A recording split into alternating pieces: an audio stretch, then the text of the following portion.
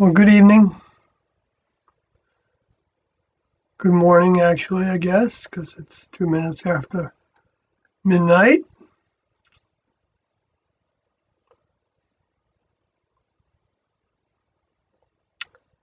And, that screen there, that's not right. Covers up good old series lights.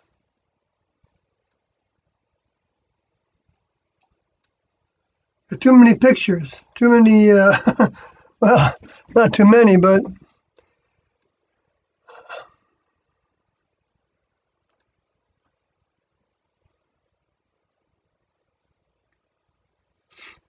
um,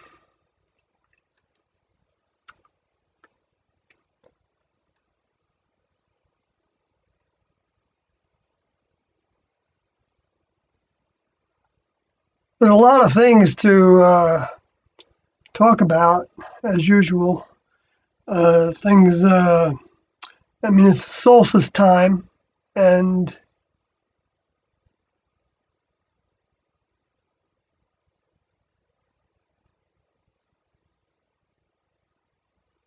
hi, Jeff. I got an error just saying YouTube is not receiving enough video to maintain smooth streaming. I don't know what that means. If it's going to end up not being able to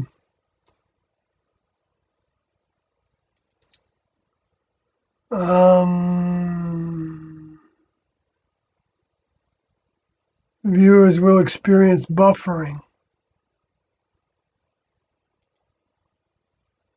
All right. Well, I guess that's not the end of the world, maybe. Um,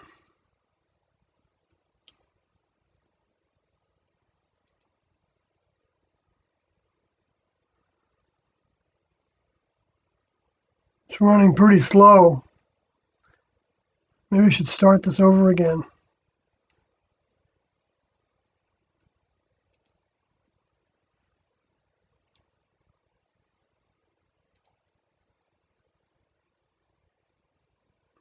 All right. Well, okay. It's always like a challenge, right? Trying to. I still haven't figured out how to fix this video problem. I keep actually forgetting about it after I do the live stream. Uh,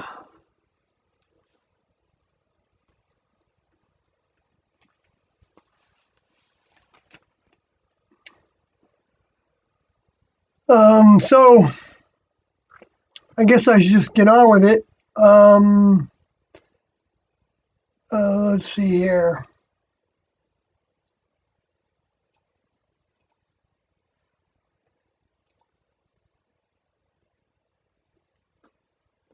I wanted to use my different documents that I've been writing to base some of what I'd like to talk about on. I see that came through. So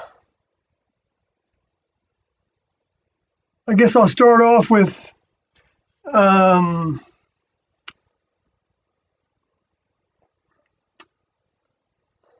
there's so many things to start off with, but uh, well, I was asked my opinion on what on the politics that's happening, and of course, there's so much and so little happening at the same time. It's completely insane. I actually, when I woke up the morning that I think it was Wednesday morning, which was the day that uh, the impeachment was of President Trump was uh, finalized by the House, although it hasn't been finalized by the Senate. And technically, he hasn't been impeached yet because impeachment includes going through the Senate. Until those articles, but he hasn't been impeached by the House yet because Nancy Pelosi hasn't sent the articles of impeachment to the Senate yet. So technically, he hasn't been impeached, of course. And it's interesting that the people are reporting. People that I know are falling for the hype of saying. Like President Trump was impeached by the greatest majority of all the presidents. And there were only two other presidents that were impeached. And Clinton, as far as I know, was impeached because of his sexual infidelity, I guess it was, right? And maybe other aspects of that. I mean, it's like, I mean, so what if he had if he did sexual things in the Oval Office? I mean, that's an impeachable offense. I mean, it's ridiculous. I mean, compared to the things that the war crimes of like Bush and Cheney, and the Democrats made no effort to impeach them. In fact, they even voted for the war in Iraq. And even though it was pretty clear to anybody that was paying attention that it was a trumped-up charge against, Saddam Hussein, even though he was a dictator, I guess.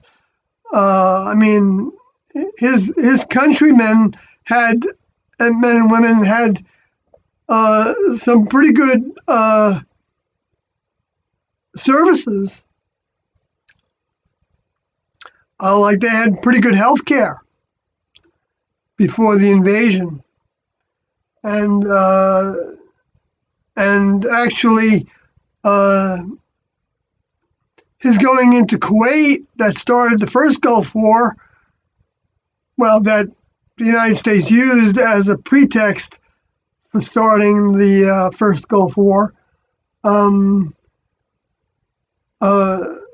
What we found out the details of is that Rumsfeld had turned a blind eye to knowing that Saddam Hussein had a dispute with Kuwait over the way that they were drilling for oil, and that from Kuwait they were drilling sideways somehow.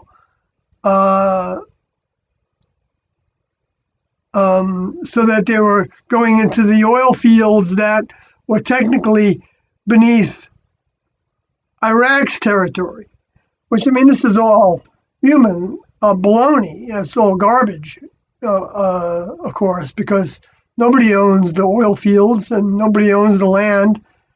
Of course, they only own it because they have borders and they have guns and weapons to keep people out of their borders if they don't want them. So that's all human space alien run division of the planet. According to Tiendo, the space aliens are behind the leaders. Anybody that can generate a lot of influence over the public, and what happens with money and things like that, is something that the Luciferian space alien fallen angel souls are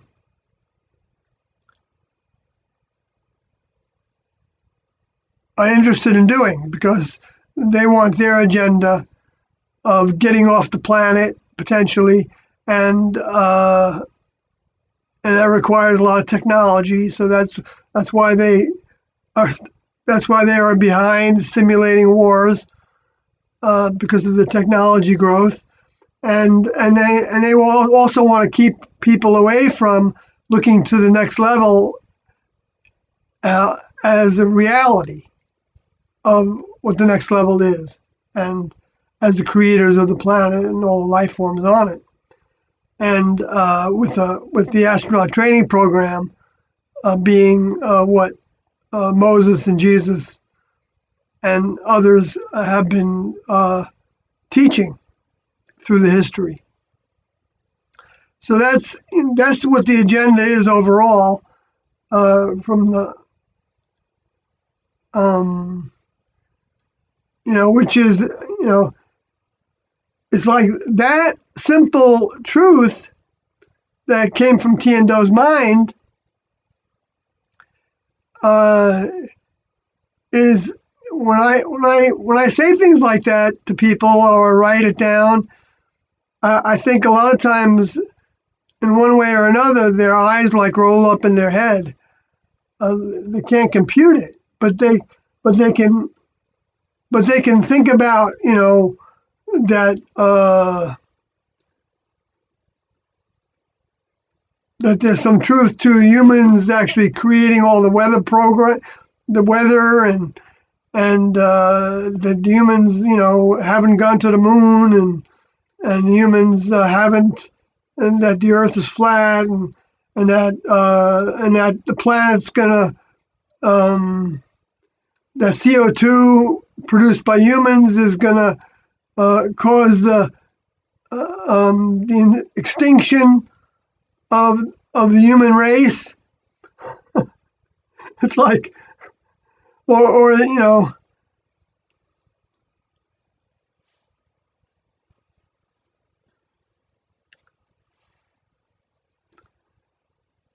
that a new president is gonna solve all the problems of the country. Like Bernie Sanders or something, like as if he's gonna be able to do anything to change what's been going on. And so there's so many things that are upside down, inside out right now, and it comes in spurts. It comes, bigger spurts of it happen during the solstices, according to Tiando. That's where the stronger lessons come, and that's where we are right now. So leading up to this solstice, which is the winter solstice, wow, did we have a lot of things happening, right? I mean,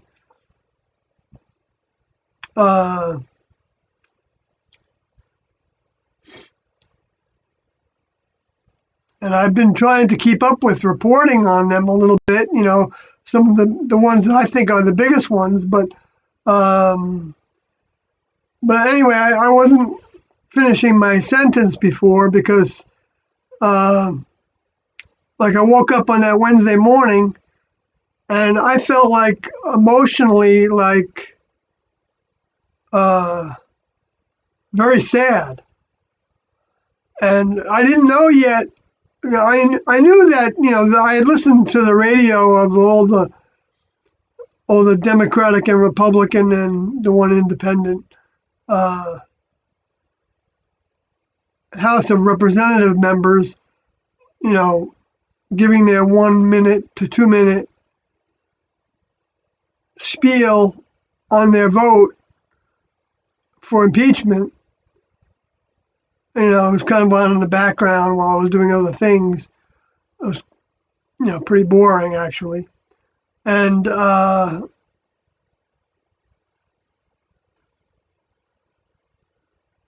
I mean, I knew about that. I knew that was coming to a vote. I just didn't know exactly when that was going to happen.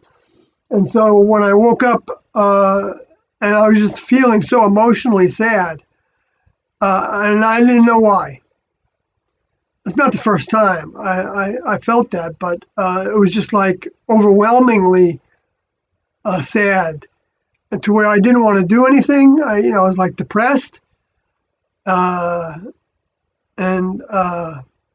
so I went on to my computer to check the news and things, and I saw that that impeachment had been approved by the Democratic majority of the House of Representatives. And so, and then I was like, I heard Trump on like I don't know if it was C-SPAN or whatever it was, or maybe he gave a little press conference.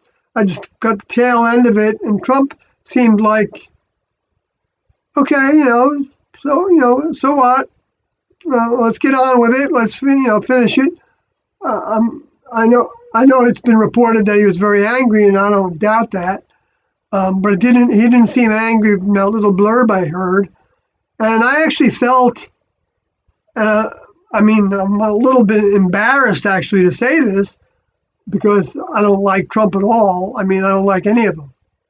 And none of them are anywhere close to doing anything like the Next Level would do. And I know that as a fact, but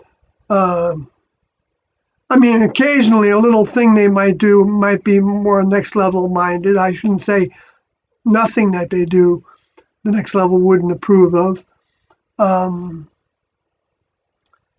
When they're helping people, that's always a positive thing.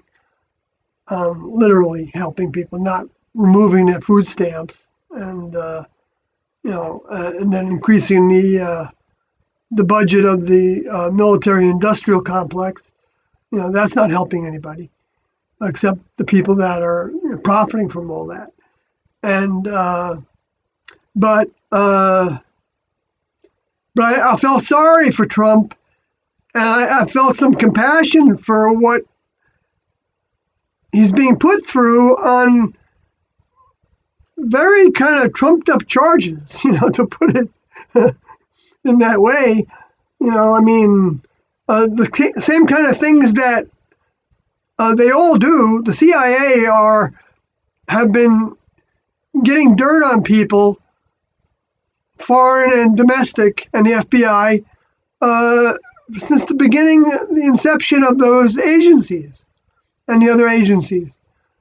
And it's a lot of times it's political, and yet Trump is such a rogue bull in comparison to the political establishment that he didn't go through. He didn't want to go through the CIA or the the diplomatic circles. The diplomats are doing that a lot of times in different countries.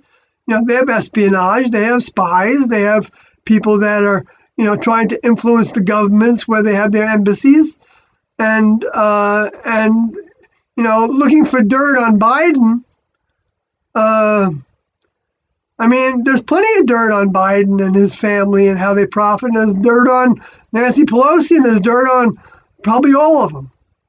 I can't say all of them because I don't know. Some of them may be clean in respect to what they consider to be dirt. But so because he did that, and they were able to, they couldn't nail him on the Russia corruption.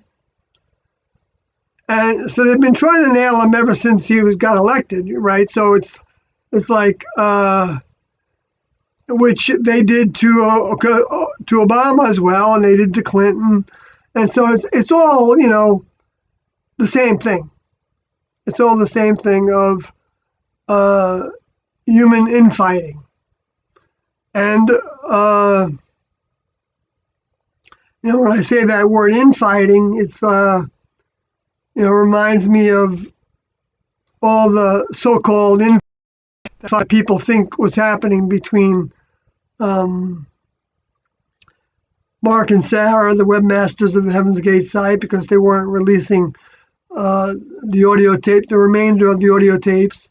And for a while there, Carlin was, after them big time, and I had my say with them a number of times, and then Carlin was upset with me because he thought I was justifying them not releasing the tapes because I said that we have all we need, and which I believe is true. Because I don't think Tiendo are shoddy at all about making sure that it's the opposite. They give us more than we need in order to grow towards potential membership in the next level. So I knew I was correct about that we have all we need, but Carlin took that as condoning Mark and Sarah holding back that information, which I don't agree with. I don't agree that they should be holding back that information. But it provides a lesson ground for us, so that some people that were interested in Tiendo's information for the first time were observing some of this infighting, so to speak, and we're thinking, wow, if this is what the believers in Tiendo are doing, then maybe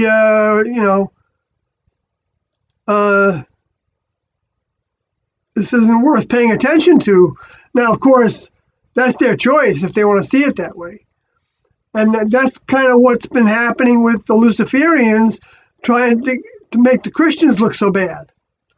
Not trying to make the Christians look so bad, but stimulating the misinformation mind that the Christians then gravitate to and becomes part of the political structure of the countries that builds the religion, that then becomes the opposite, becomes the Antichrist.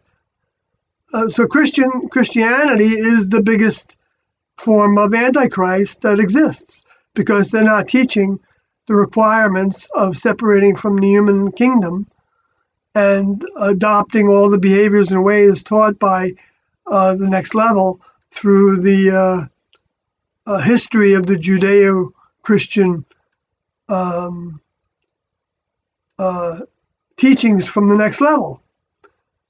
So that makes people look at Christians and say, look at the way they were doing the Crusades, and they were going out and killing people in the Middle East, and because they wanted the Holy Land back for the King of England and all that, and so therefore they throw the baby out with the bathwater, and they say that, well, I guess Jesus was a hoax and it was just a way to control people, and it's ironic that that's what actually happens, because now you have people that are Christians that think that it's justified to go bomb someplace, and yet they go to church and and then they sit in the halls of government, saying that they stand for peace and justice, and yet they justify all kinds of forms of wars. With Obama, the drone attacks went up a lot, and the Syria bombings started, and the Yemen events started during his administration. I don't think he had control of any of that, and I know he tried to stop some of that, and that was in his favor. But I think they would have killed some of his family or something. I think I thought at the time when Obama got elected that he would be bumped off, but now looking back on it, I realized that would have been a serious mistake, because if anything would have caused major riots, and not just people that have African American vehicles, but a lot of people that would have done that.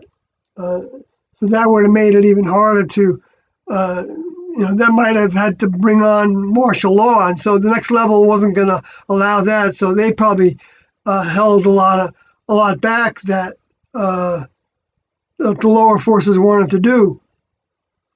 Because the lower forces wouldn't be against that.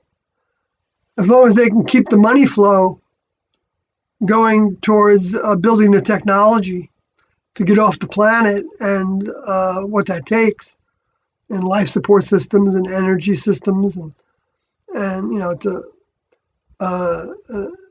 don't think they care about the collateral damage of what happens.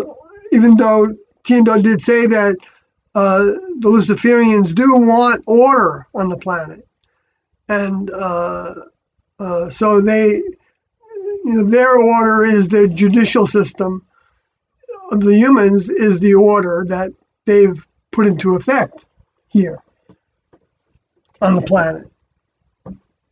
In that way, they have the power over the human kingdom to the degree that the next level allows them to have that power. But Tiendo said right from the beginning that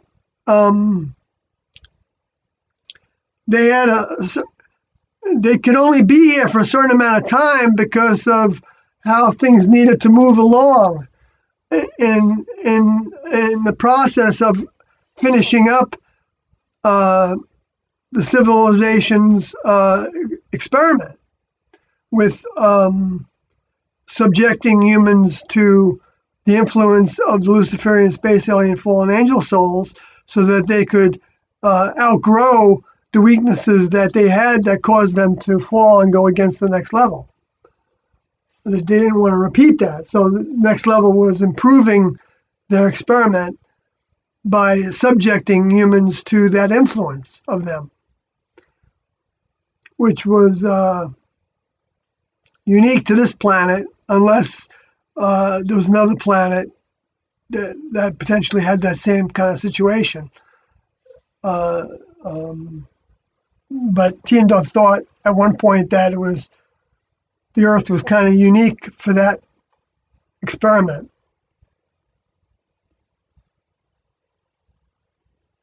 They talked about that in the Black Hawk tapes.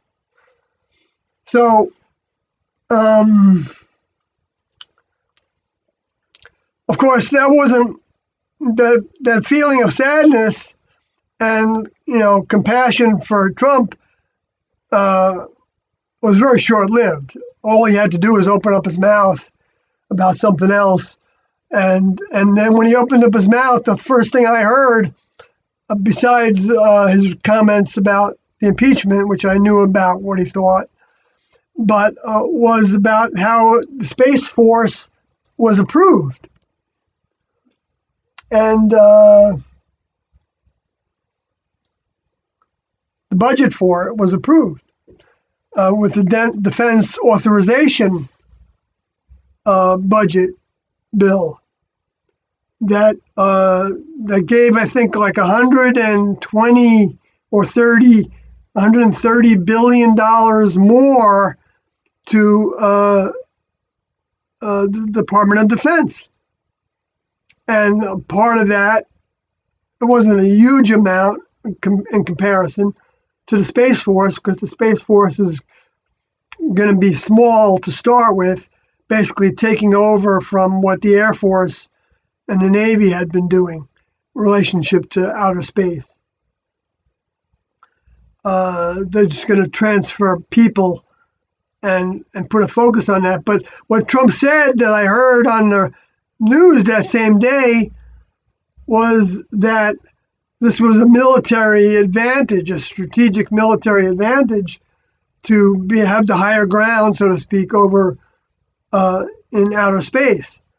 And I think, holy smokes, and that's what people are voting for. Democrats voted for that. They didn't fight that whole budget at all. They had a whole bunch of amendments that they didn't fight for. Nancy Pelosi was too busy, and the Democrats were too busy with this impeachment stuff. And so they just overlooked, additional spending for the Defense Department. I mean, that's as corrupt as you get. well, I shouldn't say as corrupt as you get. They can always get more corrupt, I guess. But that's where people think that the Democrats are better than the Republicans. It's a bunch of baloney. It's not true at all. They're not any better or any worse. On some issues, they're better and worse. Yeah, of course. Okay, but also then Trump, the same day, I think it was, I heard that he was reducing the food stamp program, and when I looked into it, it's what he's doing is not just reducing the numbers, the dollars, except for the people that they deem can work, and they have to basically prove that they can't work, I guess. I don't remember some of it, but I did read what the provisions were in the bill that he ran through Congress, and they didn't have any problem with, I guess. They put all these things together a lot of times in one bill, and so which is corruption as well. These things should be voted on individually. I think that someone asked me what T and Doe would think about these kind of things, and I might be wrong because I don't know exactly what they would think about it, but I think that they wouldn't put things. T didn't like concoctions when putting food together, and too many different ingredients together, especially conflicting ingredients, which Doe ended up teaching us about with the Transfiguration Diet book, that there were certain foods that combined well together and others that didn't. Now that research came from what humans had researched about the combinations, but Doe didn't. He took that research because they did research for the book. Livodi and January did a lot of it. But then he would modify the content of the book based on his own experimentation with the classroom on the diet that he was putting into effect. And so he came to know, like one example is you're not supposed to mix heavy proteins like nuts with fruit, like bananas. And yet we ended up having, and nuts and seeds in the same category. And yet, after the Transfiguration Diet book was published, and we changed diets a little bit, we continued to experiment with diets, and he added, we were living off of fruit basically, and with vegetables at the end of the day, but fruit for starting off the day with like apples or a vegetable drink with apples in it, and to sweeten it a little bit so it wasn't so bitter. And but then he added as a lunch on the menu was bananas and tahini, which is sesame seed butter, the seeds of the sesame seeds made into a butter, into a liquid. So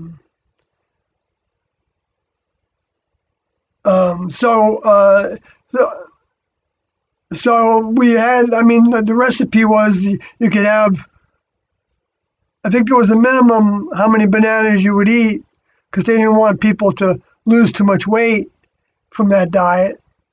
And so some of the ones that were losing weight, Doe kept on increasing the amount of bananas and tahini that could be in the lunch, and to where it came to be like 6 bananas. I'm talking about, medium to large size bananas. Was 6 was the max. They put a max on it because some people would even probably do more than that. And so Doe regulated all that. But that combination of bananas and tahini, I use it to this day. And in fact, that's my breakfast every whenever I get up first thing in the day, my first meal of the day is uh, a large apple uh, mixed with two good sized bananas, and I chop it all up because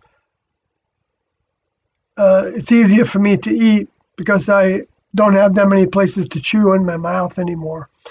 And and then I take a big heaping tablespoon of sunflower seed butter or tahini. I don't mix them together.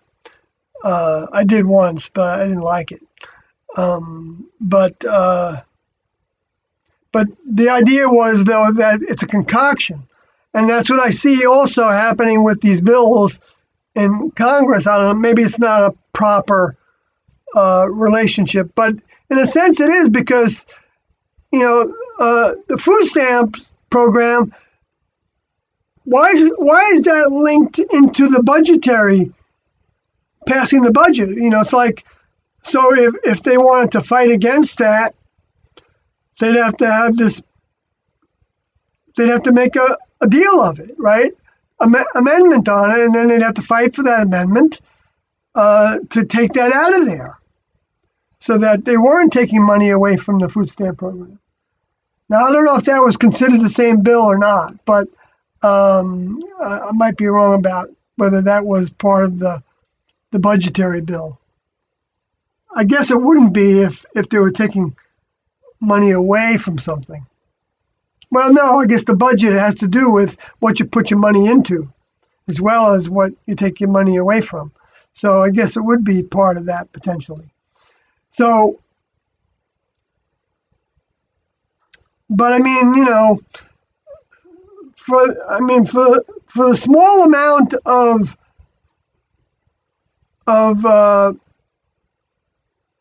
people that are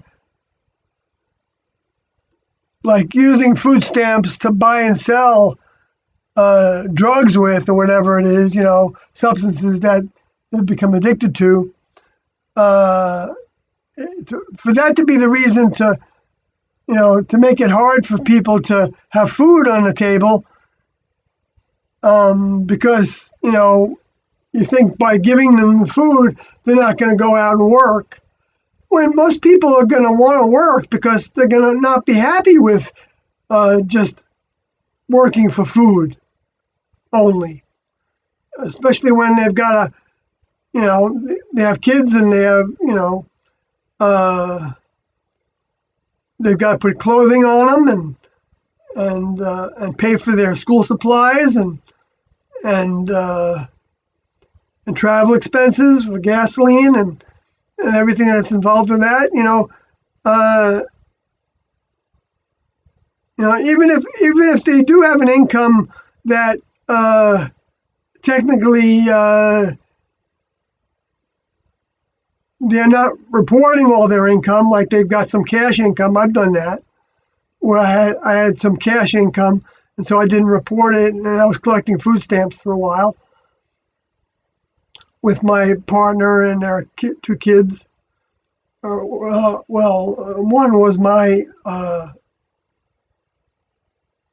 daughter, but then my partner's first daughter was living with us, and so I think of her as like a stepdaughter, and we were collecting food stamps because we were living off of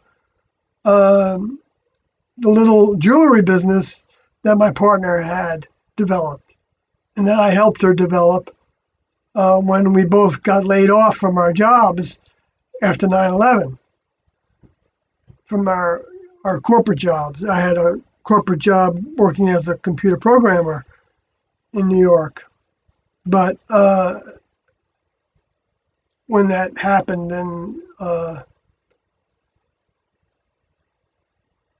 a lot of problems happened in terms of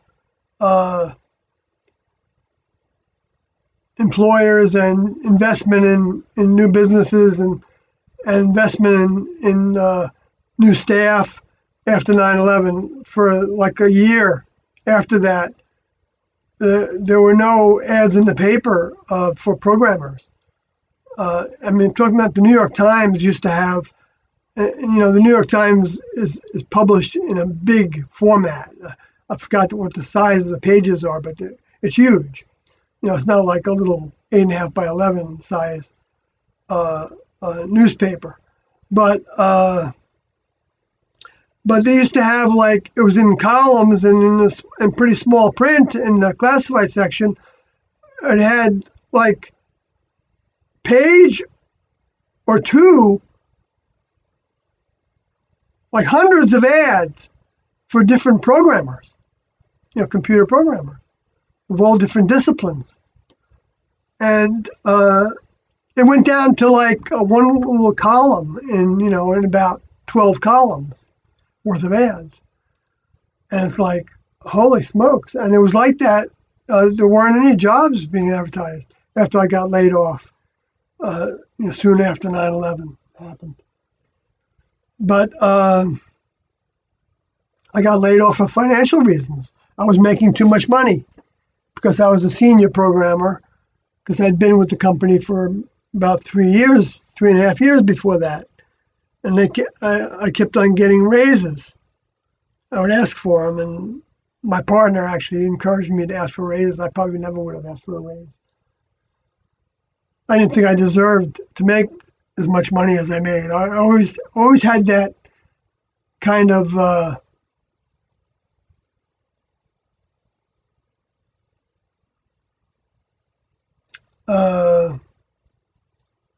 don't know what it is.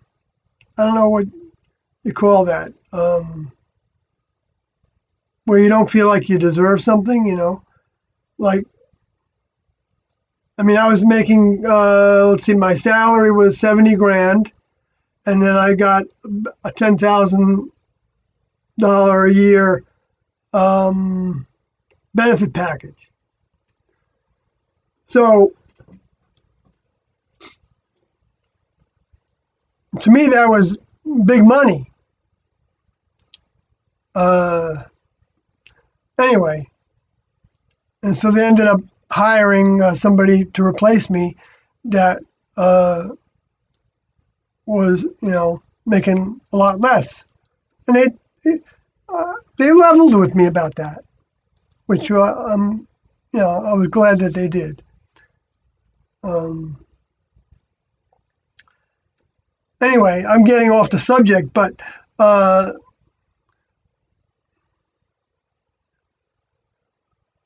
so this world is, the human kingdom is, I don't need to tell anybody of the really nothing new to anybody that's listening to this, but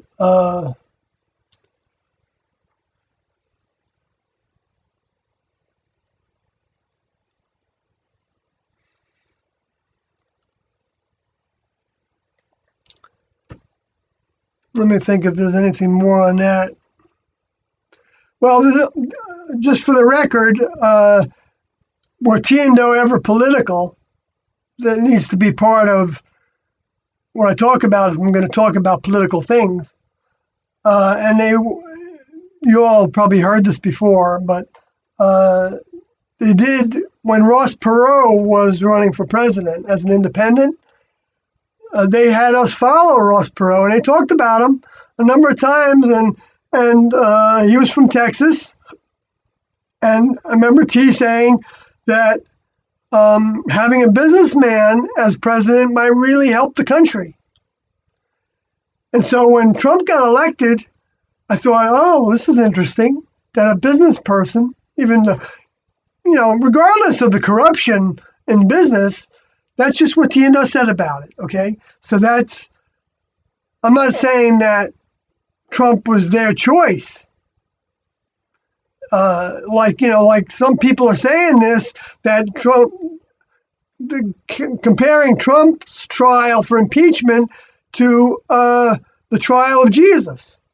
And I know there are some individuals that believe that Trump is representative of the return of Jesus, the second coming. I haven't heard anybody actually say that. Well, maybe I have. But this person in Congress was saying that he's comparing it to the trial with Pontius Pilate. And there's nothing,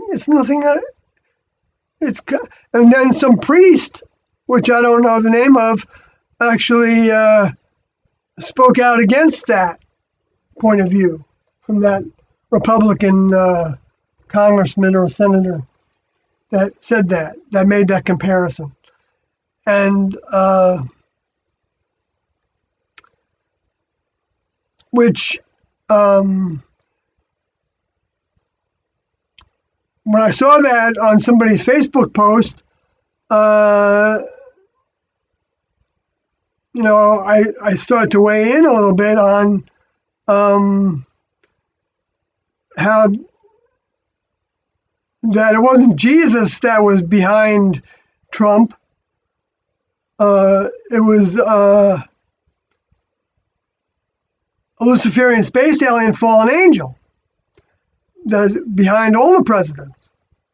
Okay, and any of the people of power, like I said before, that Tiendo said were riding herd on humans by influencing the people that had the most influence over the public and over the way the money is spent and all that. And but the thing is that's always ironic with this is that indirectly it's true that the next level was behind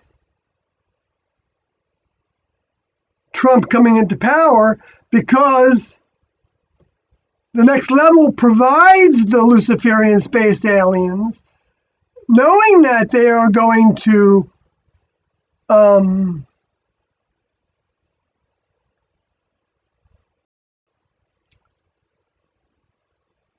set the agenda of the presidents to get their agenda fulfilled. And so the next level is providing, like Jesus said, it's necessary that there's evil because that's the way the garden grows. It has adversity is what Satan is actually an adversary. And we all have adversaries so that we can outgrow their influence over us by seeing the difference between what they're preaching and doing and what the next level has been preaching and doing. I don't mean preaching when it comes to the next level because they're not preaching in the same way that humans preach. That's a derogatory term, preach, because that's like, telling people how to think. And I don't tell people how to think, but I offer them, and Doe didn't tell people how to think. He did say that he wished they would think along the lines of the way that he and T were teaching, because it would be for their benefit going forward to pay attention to what they had to say. He wanted that for them, but he doesn't need anybody to believe in them, and I don't need anybody to think that anything that I say is of value. I don't say that. I don't claim that everything I say is of value. To begin with, it's of value to the degree that somebody sees value in it. That's all it is. And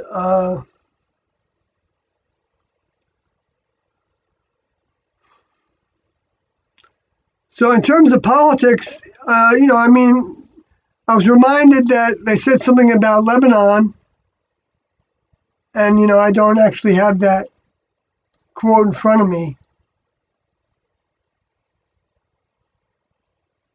Maybe I could find it pretty quick.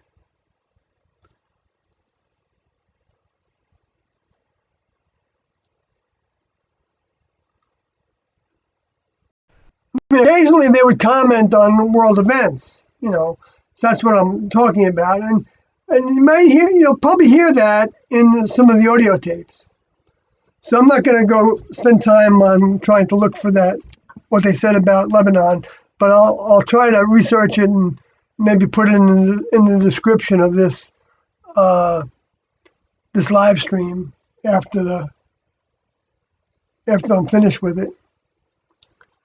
I'm going to go to chat room for a second here and see if there's anybody saying anything. Oh, my screen is like frozen. Yet the live stream's still going. DJ Taconic, hello. Jeff says, I seen my size 14 Nike Decades for $555. Okay, I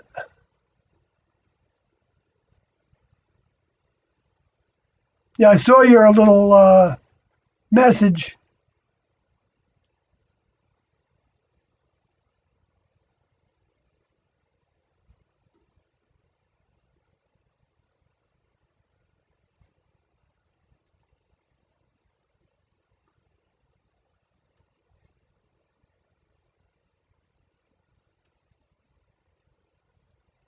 My screen just did a weird thing, and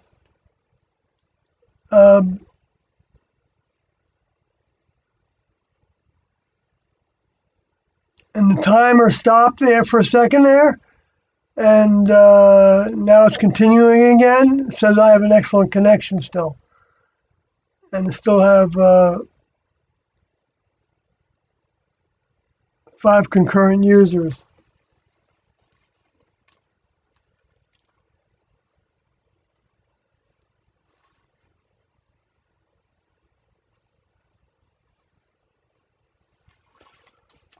Oh boy. Gosh, I feel like it's like the air is thick right now with negative influence. It's like I feel like I'm like trying to pierce through it. Like everything I say is like a struggle.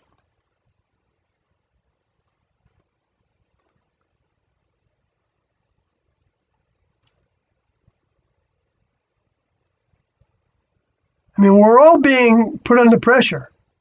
We're all in the pressure cooker because the next level is trying to accelerate our growth. And so to do that, we all have to experience adversity in our lives. And I'm not saying that,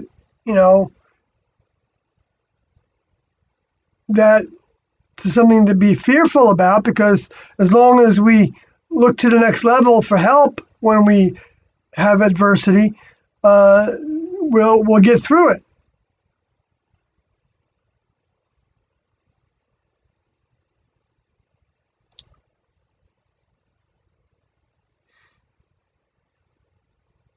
I know that.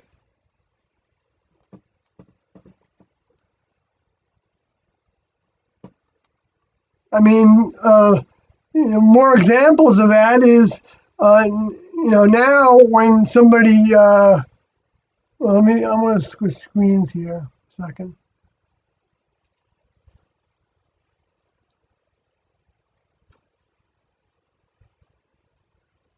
What's going on here?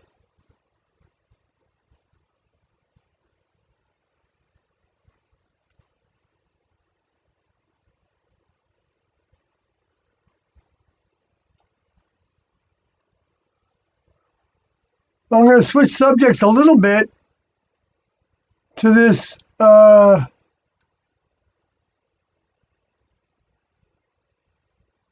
going to have to go back to another screen.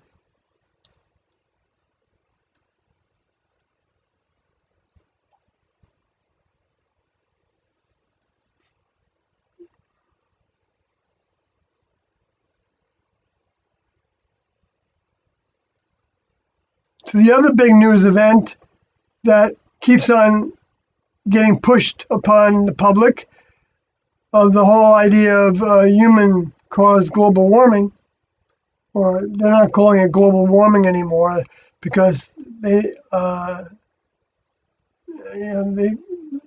they got so much flack for that they can't really prove that it's entirely global, the warming, so they changed it into climate change now. Okay, and so now the climate change means that it's human caused. And so all climate changes now are human caused, according to the EU and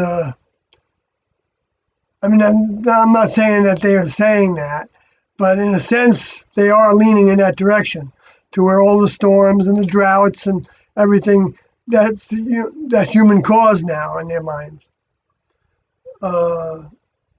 And some examples of how if the Democrats come into power, they're going to put that agenda ahead, and so we're going to all be probably taxed with carbon tax.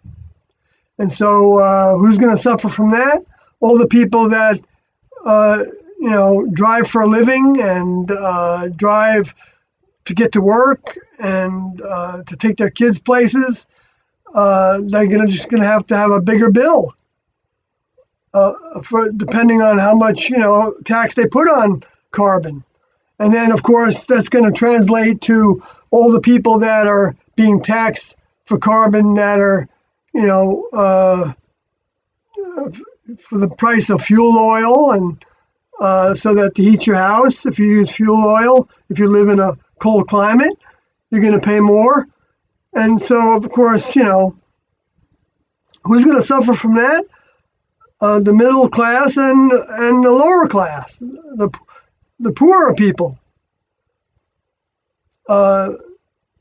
Because the upper class, it's just going to be another bill. It's not going to be that big of a deal to pay that tax. And then what are they going to do with that tax money that they get from that?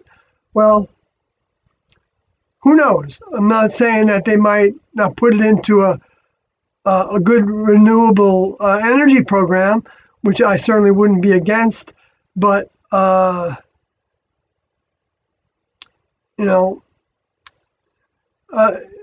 they really want to, if global warming, climate change was really a crisis created by humans, then take it out of the military budget to pay for all the things they want to do to fix that, to get off of fossil fuels.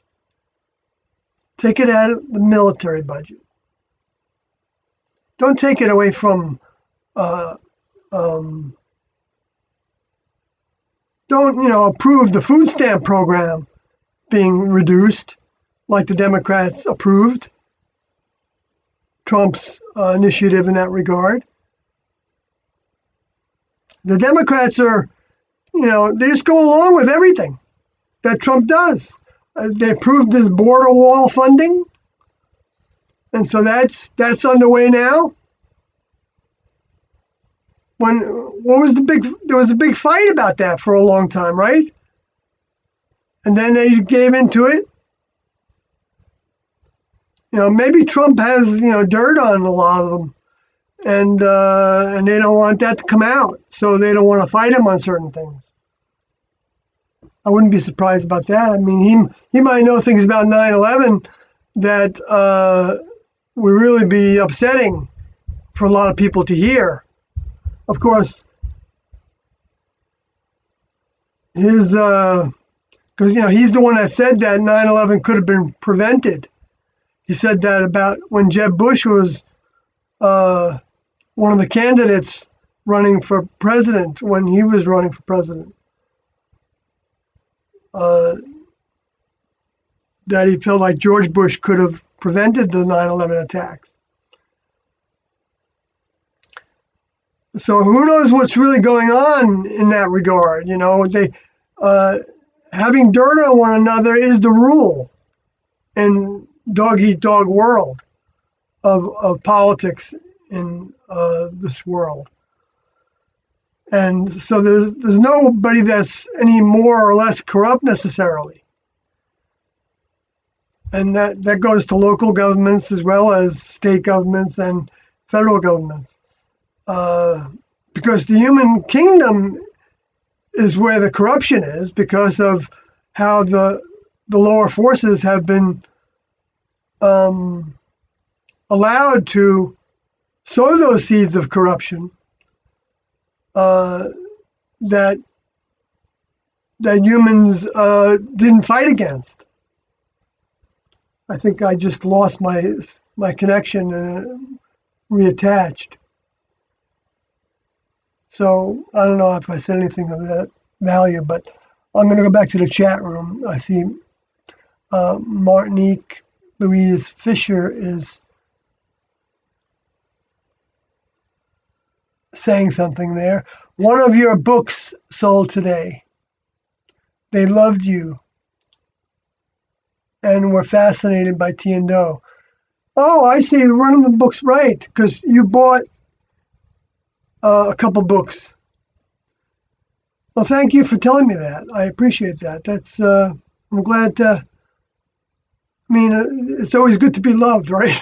I mean, because I'm being loved for the right reason is that Tiendo's information is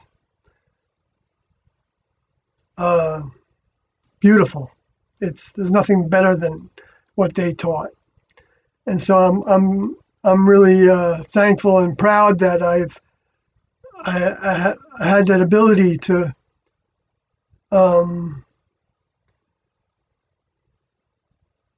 and the time to write that book. To my critics, I know that it's not me that was needed for that. If I wasn't doing it, the Next Level would have found somebody else to go into those scriptures and write down all that stuff, and maybe even do a better job than I did. Okay, so if Carlin wants to criticize me for saying this, as he does pretty much every live stream, which is okay, I've asked him for his observations, so it's fine if he wants to. But recently, he just criticized somebody that said that they were thanking me for helping them with their overcoming in the live stream.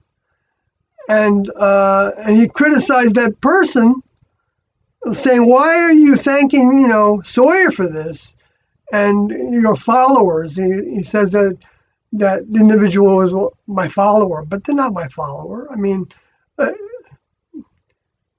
if they're a follower of what I'm saying, then the only reason they're a follower of what I'm saying is because I'm trying to speak up for what Tiendo were teaching, and I'm trying to show the relationship of that with the records in the Bible and in the world today, and with the signs in the heavens.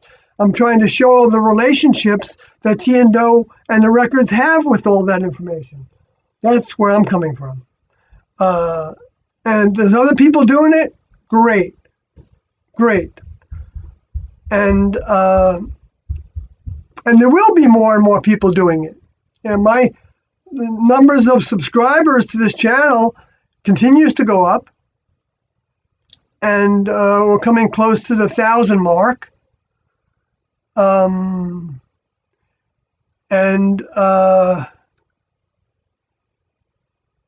I think that's fantastic. Because the lower forces want this information to not be talked about.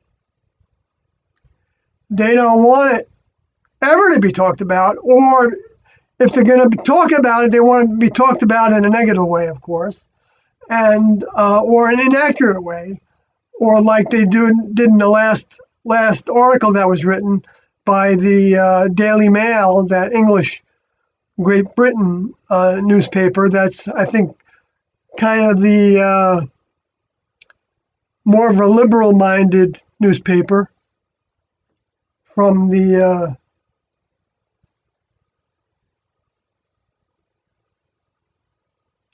other large newspaper in England, which I forgot the name of it now. And there's a number of newspapers they have, but I think the Daily Mail, because they publish things that are, science fictional or UFOs and things like that, they're looked down upon by the establishment, of course, which is typical for the way that the establishment is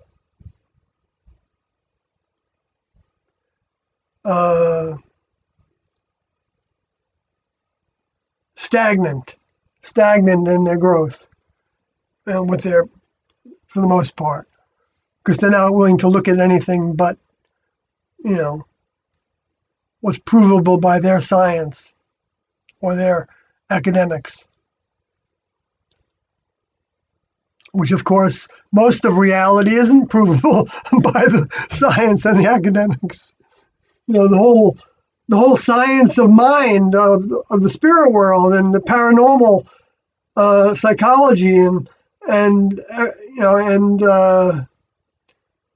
is all not provable by human science. Well, it actually is more and more, but a lot of people in the mainstream don't want to look at it, and so they don't talk much about those things, ghosts and the spirit world and how spirits manipulate us, because they don't want to seem like they're religious or spiritual or supernatural, or because that's to them lesser, and so there's this campaign against that that's always being waged,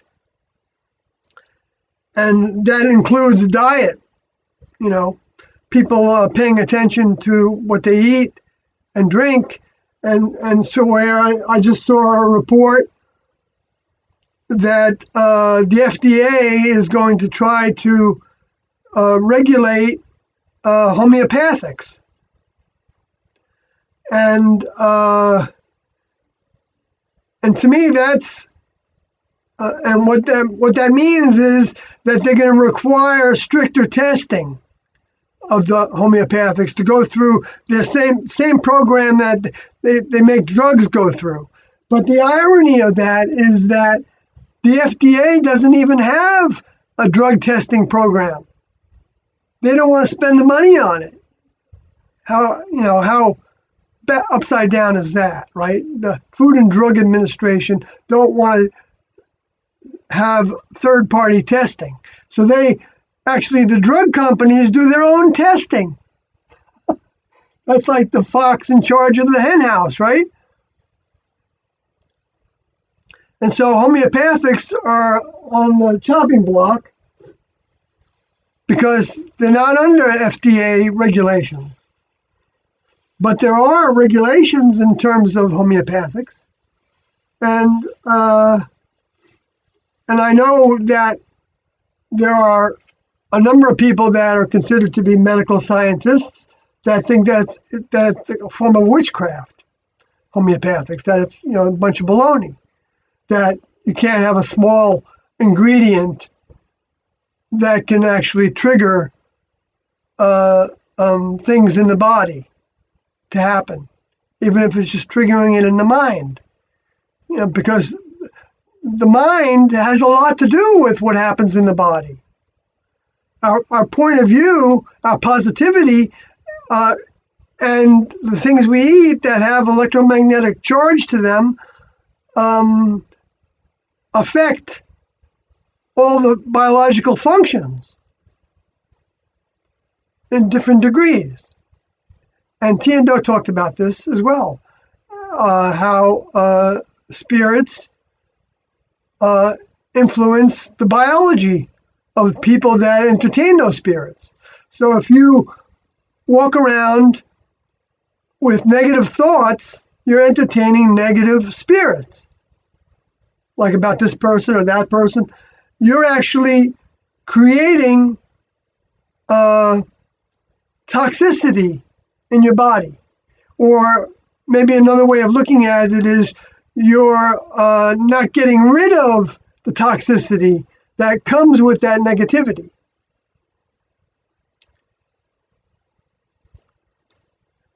and therefore your immune system isn't working as well as it could. And now the homeopathics, is like with the astrology that some Christians think is evil, which is ridiculous. The idea that the planets can influence life on Earth is preposterous to think is not happening or not possible. I mean, they say it's not even possible. I mean, whenever you say that something isn't possible, you're automatically wrong. Except if you say that it's impossible that something is impossible.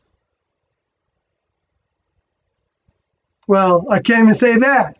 It might be possible that something can be impossible, but that's going to be up to the next level to show us, not for us to determine, because we're in the fishbowl. We can't say what's possible outside the fishbowl.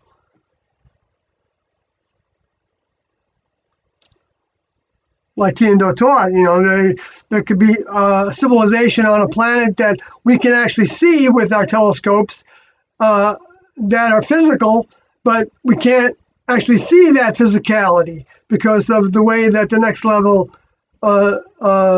arranged those electrons, I guess, to bounce off of the molecules. However you would describe that, which humans do know about that more now than they did before. Why is it that they said, like in the New Testament, when Jesus was crucified, they said that they could see the dead were visible. Well, I think that's possible. The next level could have shined a ray or something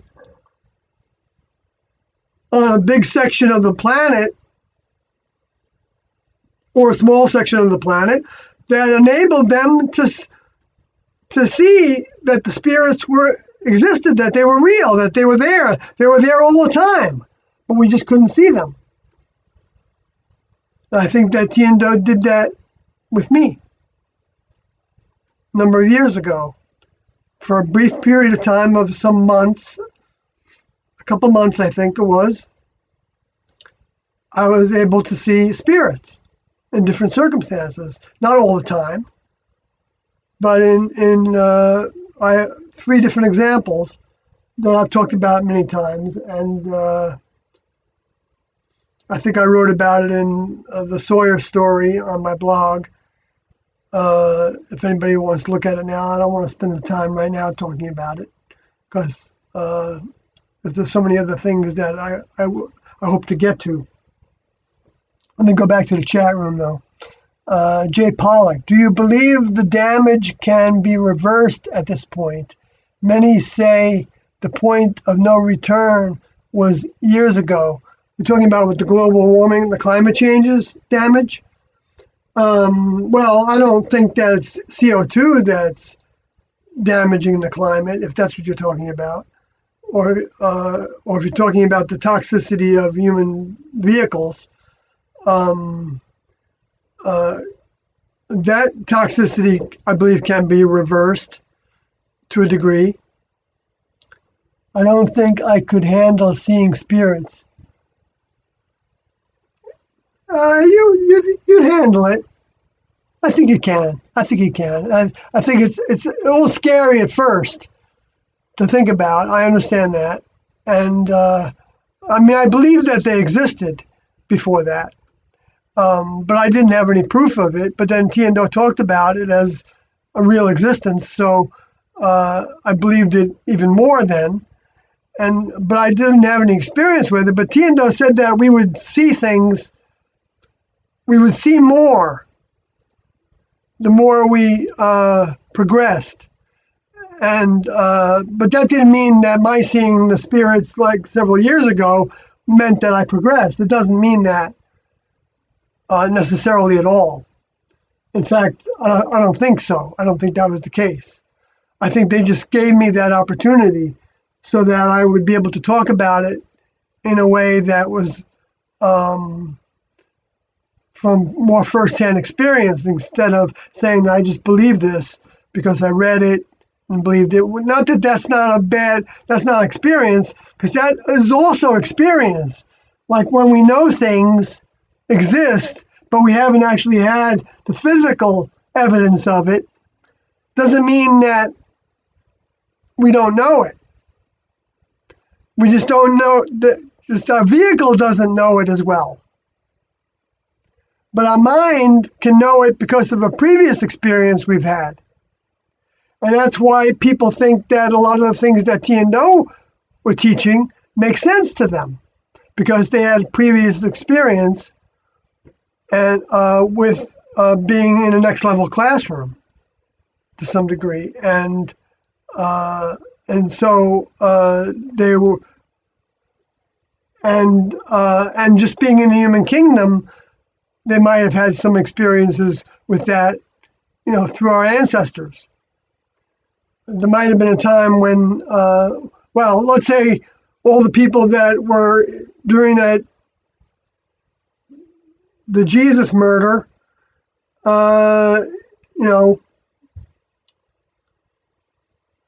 they would have that in their computer. When they died, they would have that remembrance, and that would carry through.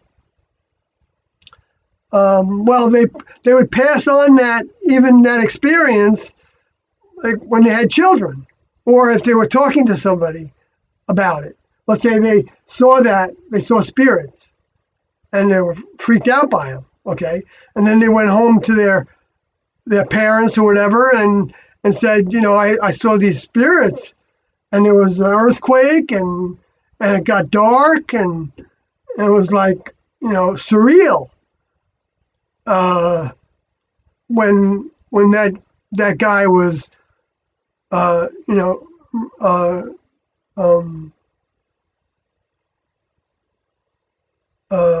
executed, and so then the person that knew that individual and knew that they weren't somebody that would make something up, they got exposed to that as being a potential reality. And so that's the way that spirit evolves, whether a soul is involved or not, to where then it becomes something that the masses even can think, if you did a poll of people, do spirits exist? You'd probably get over 50% say that I think something like that does exist. Just like I think there's over 50% that people believe that UFOs are real, and when they say that, they're referring to UFOs that are of some space alien basis, I think is what most people are thinking about when they hear the term UFO. Which brings up the sighting that just happened in Las Vegas on the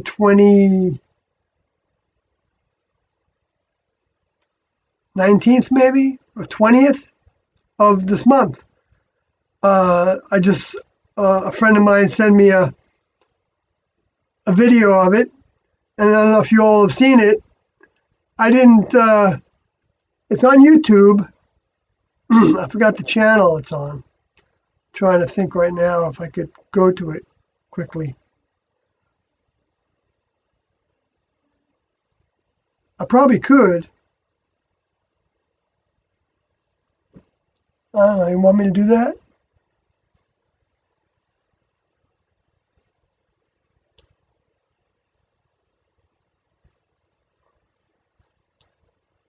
Well, I want to get on to other things, so I don't. But what it looked like to me, it was like right over the mountains. It started, and you could see the whole city scape of Las Vegas, Nevada, and and it ended up. At first, it looked like a big ball of light, very bright light. Okay, and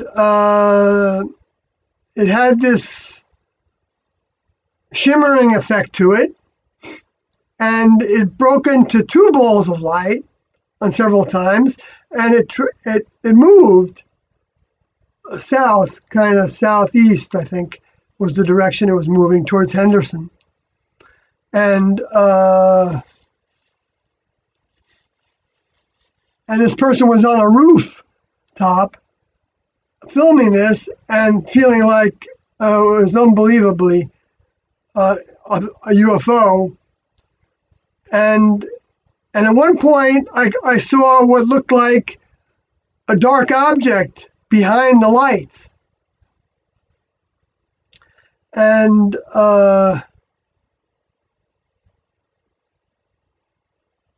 right from the beginning, I didn't think it was next level. I don't think the next level would be doing that now. I think it's human, or it's space alien, or it's a combination of the technology that humans got from the space alien crashed flying saucers, or the ones that were allegedly given to the government in exchange for the government not interfering with their abduction program, with the space alien abduction program, according to the way that information was reported to us. While I was in the classroom, we were getting some newsletters from different research organizations that were, grassroots, and they would talk about the underground bases and the construction workers that had talked about, the things that were posted there, and Bob Lazar, things that were happening related to the space aliens. Anyway,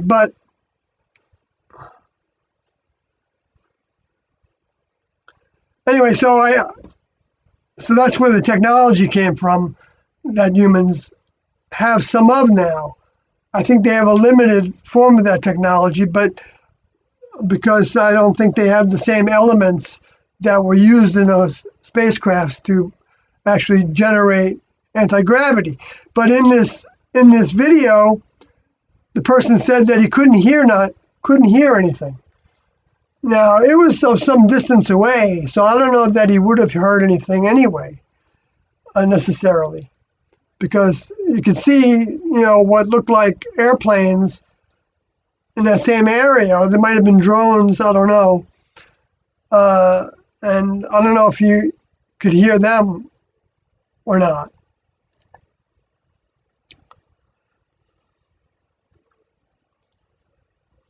So I don't know if it didn't make any sound at all.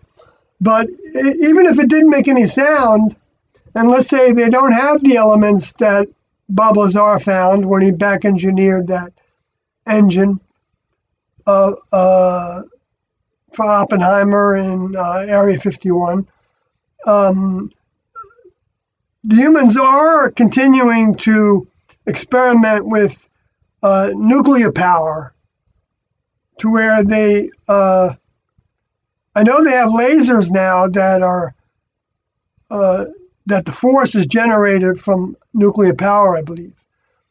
And I know that some of the satellites that are being sent out into deep space, their batteries are powered by nuclear batteries of some sort. They don't have like reactors on them, I don't think, but they may have they may have been able to make little mini reactors. I don't know, but for a flying object to make those bright lights, to look like a UFO would look like that we've had pictures of from the past, from the 50s, the 40s and 50s and 60s and 70s and 80s, might not be that hard to do anymore. And so I don't think that was next level, is what I'm saying. And part of the reason I said that is because of that little spot in Revelations where actually there's more than one places where it's happening, where it's talked about how that humans are going to be shown what to them are miracles and great wonders to trick humans into thinking that that's next level. And in this case would be tricking humans to think that these are space aliens. Then that would be they're looking very peaceful, right? All they're doing is hovering, showing these bright lights, and some of the space alien reports say that they're environmental, right? That they want to improve the environment on the planet. Why? Because they need humans. They need human DNA, and they also want to be seen as good. Not that improving the environment is a bad thing. It's not a bad thing. It's a good thing. Because the next level do want our vehicles to be as healthy as they can be, so that we can see what's true and what's not true in the world. And we can also be of service to the next level by helping other people see the truth that T and Do are bringing. But besides that, the next level doesn't, they're not that concerned about the destruction of the environment because they're going to recycle. But they gave their believers the way to clean their bodies through the Transfiguration diet. And not that that's not, I mean, a lot of people in the human kingdom are very, very aware of dietary programs to improve their health. I'm not saying that it's limited to the Transfiguration diet. Because when the next level are in the environment, their minds are providing that to all the humans in the environment that are drawing on whatever department of that mind that they're drawing on. So if they're interested in health, then they're potentially picking up on ideas about how to improve their health, and that's what brings about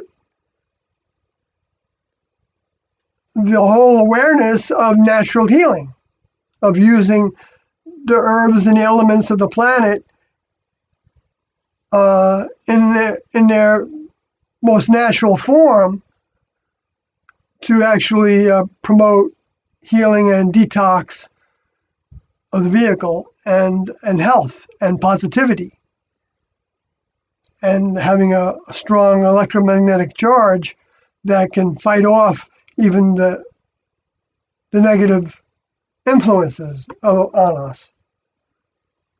The people that say that you can't do this and you can't do that, and you've got to have this medical model in order to heal your cancer, and you can't. It's not going to work to use fasting and herbs and supplementation with. Now, Do did say that the food supply has been messed with big time, so that we can't get all the nutrition that we need to have healthy vehicles. from the food alone. That's why we need to have supplementation. And that's why Tiendo did have us using vitamins, and T started us with fasting on a liquid diet, and they had me and Branody and maybe another person actually get colonic irrigations on a number of occasions because I had shown some signs of my vehicle being sick with vertigo. Not signs, I had vertigo, severe attack of vertigo, while I was in the classroom when we went on the first liquid diet. It was a pink drink, a protein shake that they put wheat germ in it and lecithin and some other supplements in the drink, but apparently it wasn't for my vehicle. I guess it stimulated the cleansing to where I came down with severe nausea and I couldn't hold down any food and dizziness. I couldn't stand up. I had no equilibrium at all. And but fortunately, if I laid on my side, my head would stop spinning after a few minutes. And so I was on my side for a while. And so what Tiendo did, I'm saying just for days. So what they did is they added yeast rolls to the diet, so carbohydrate to the diet, and I didn't have a bout with it for a long time, for years after that. And then I had another bout with it. Maybe it was around the time when we were fasting on water, or it was the Burroughs cleanser, which is the lemonade, cayenne pepper, and maple syrup and water combination that we used as a fast for a week or 2 weeks or one time for 39 days. Doe asked us if we wanted to continue it on the 39th day to the 40th day or more. And I think the ones that he asked were just a handful of people. I was among them. And, I didn't, in my mind, in a sense, I wanted to go to the 40th day because I still had the spiritual idea of 40 being a magical number. And so though asking that, I felt like a little bit conflicted in my mind, like a little influenced by that. I didn't say anything.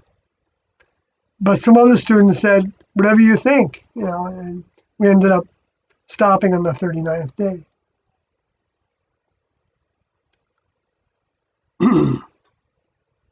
But I felt that same way, that whatever Doe thought was, Doe asked, sometimes Doe asked us questions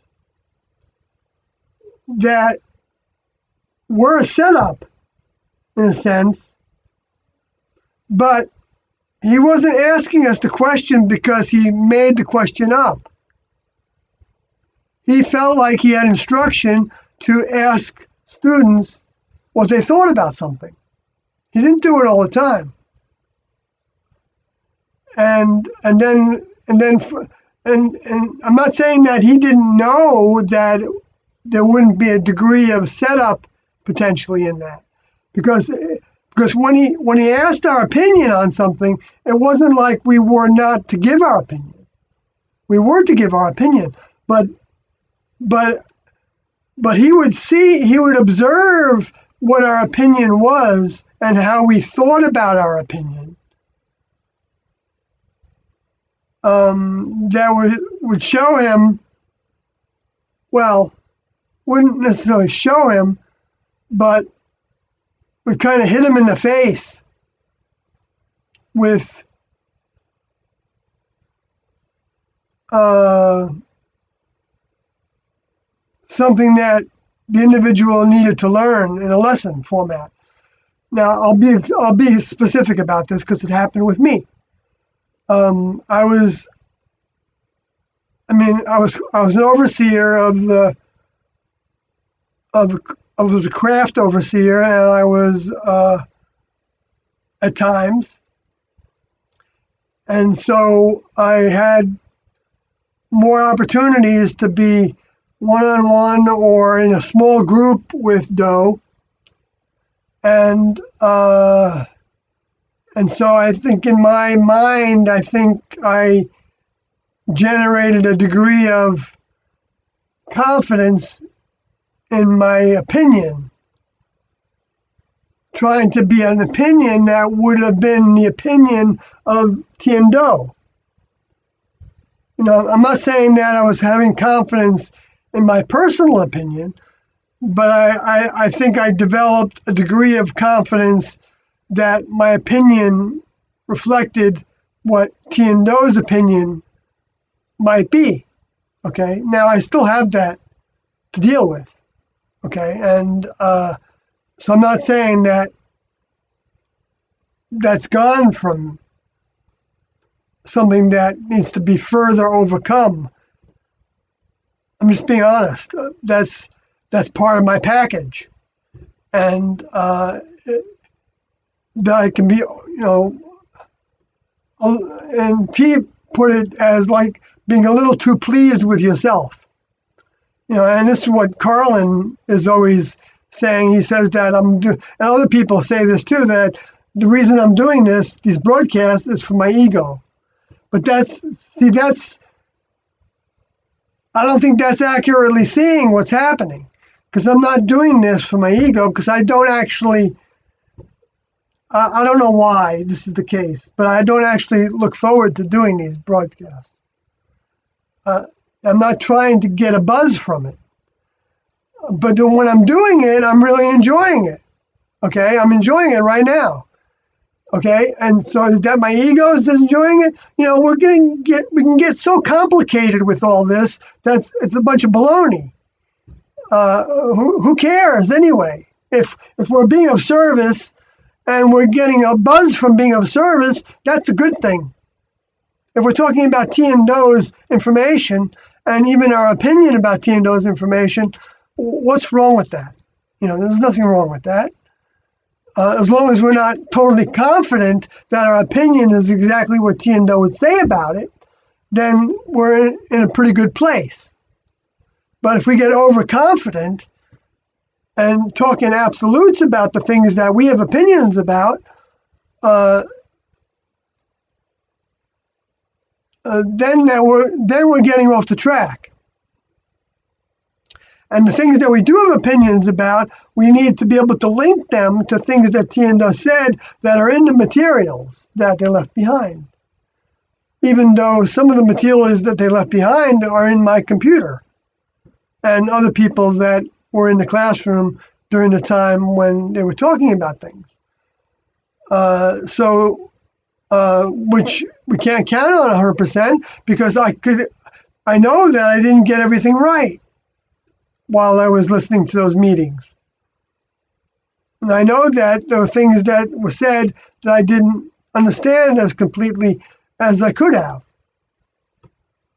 Or maybe I did understand them as well as I could have. I can't assume that I could have understood them better at the time. But there is always more of an understanding to get. It's not like a definitive experience that you get, like I've talked about pretty much every live stream, that Tien Do would say that we believe that we've got 50% of this understanding that we're giving to you now. And that if you get 50% of that, you're doing good. That kind of, which you can hear Tien Do put it in better words in the Black Hawk tapes.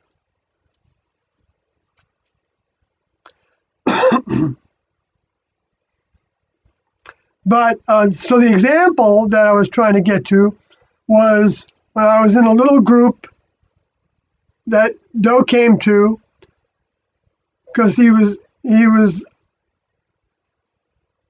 had a quandary about what next step to take in terms of the public. And this was pretty close to before he decided that to send us out to talk to the public again in meetings. And because for years, since 1987, he had been considering different ways of communicating with the public again, and whether he was to do it or whether the students were to do it.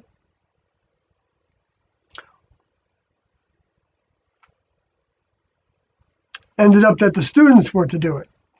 And Jesus talks about how the angels meaning the workers, the crew members, the student crew members, not that they were angels being pure. They weren't. Some of them might have been as pure as the next level could hope for. I don't doubt that, but I know that I wasn't. But anyway, but it doesn't mean that I wasn't doing the best I could. I don't know for sure at any given moment, even though overall I could have done better. I know that. But anyway, so he came and I forgot what the question was actually that he asked us. But I remember having something to say about it. Thinking that I was trying to come up with what Tiendo would have us think about. See, I know that sounds strange, but that's the way, T gave us instructions to make our commitment to Doe. Making a commitment to Doe, and also T told us that we needed to give them our will. That was in 1978 or 77 or 8 or 9 at the latest that they said that to us about giving us their will, and that T thought that they were going to lose half the classroom by saying that, and they did lose half the classroom subsequent to that, saying that. And maybe even related to that. Yeah, in a sense related to that too, because of people that didn't like all the procedures or whatever it was. Anyway, so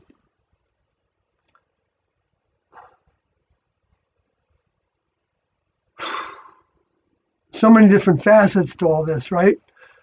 I hope I'm not just sounding totally confused about it, but I'm not confused about it, but I do try to bring in a different facets based on what Tiendo taught. But she said, make our commitment to Doe. So that meant that if I was doing anything, it would be like, how would Doe do it? How would Tiendo do it? It didn't matter if we said Tiendo or Doe, because they were working as one unit, two different parts of one unit. So if partners were working on a project and they came up with a question about how to do a certain thing, because there was some variable that changed in that task, then the partner would say to the other one,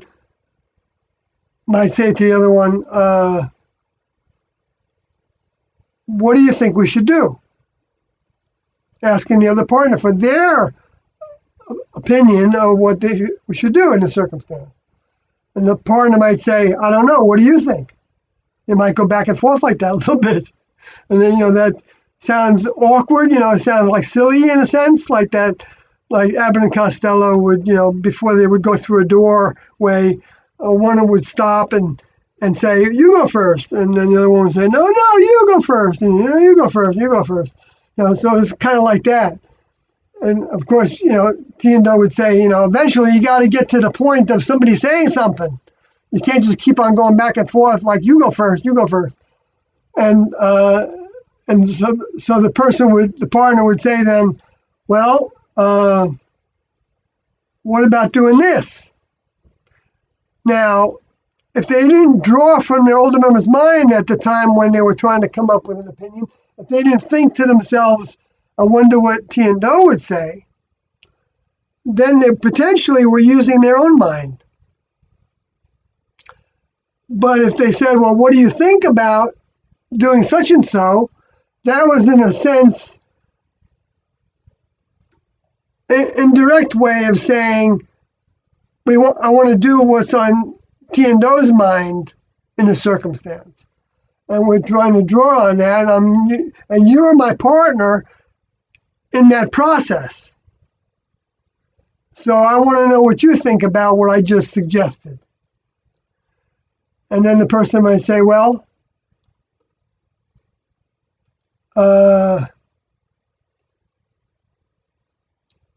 what do you think Tiendo would say? Now, sometimes a partner would say that, and they would say it in such a way that was like,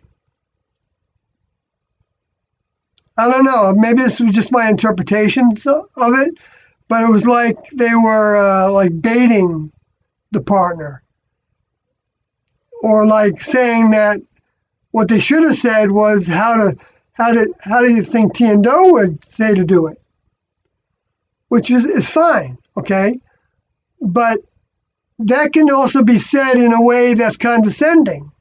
And this kind of thing happened all the time, to where, because these were students trying to figure out how to do this interface, drawing on their older member's mind. Now, so to be correcting somebody that they should have said, well, how would Tiendo do it, instead of saying, well, I think such and so, would be a little awkward, and a little bit of creating a little friction. That's the way the adversaries can kind of get in there and try to create friction between the two partners, so that they end up getting into a tuffle, so to speak. It doesn't have to get any more graphic than that. It can just be like that they're like not having a meeting of the minds. They're like butting heads against one another on what to do. And so then the task ends up suffering from it, because the partners aren't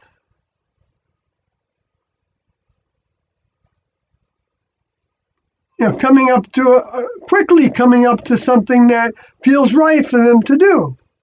Now, I'm talking about things that are probably minor, and they're not necessarily big deals, but each of these every little thing ended up becoming a potential big deal when your whole focus is trying to do everything the way the next level would have you do it, so that you can take their mind into your soul container to fill up your soul body with their mind in order to push out all the human behaviors and ways. Is part of that process. It's a dual process. I mean, they work independently from one another, but they also, you can fill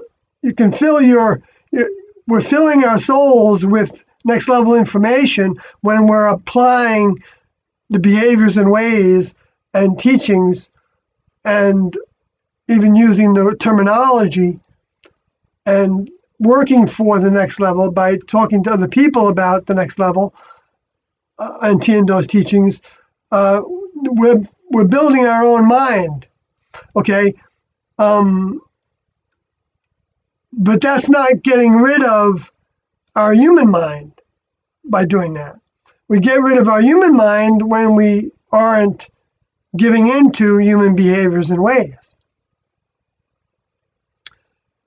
So if we're trying to overcome human sexuality by not giving into thoughts of sexuality, we're getting rid of that influence on us. We're telling that discarnate and that adversary, get away, get out of here, Satan, get away, get behind me. I don't want your influence anymore. I want to only have the behaviors and ways of the next level on my mind. So anyway, I probably went down too many different rabbit holes, if you want to put it that way. No, they're not rabbit holes. They're more like not going into the earth. They're going up, I hope, more. Threads or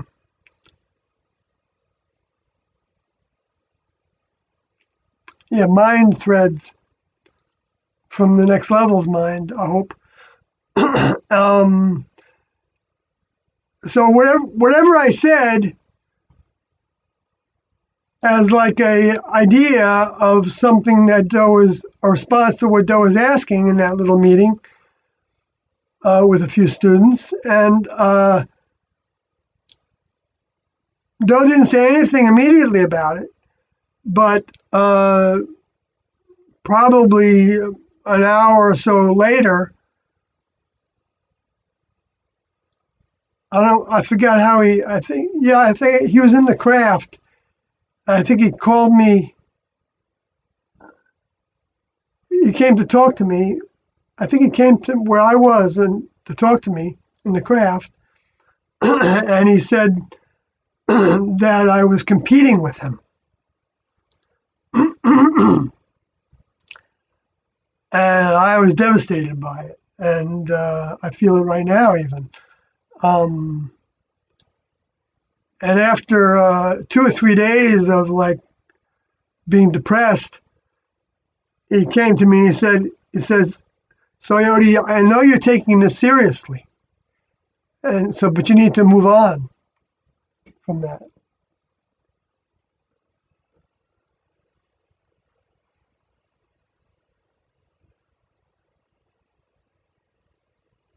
Because that's what the Luciferians were doing.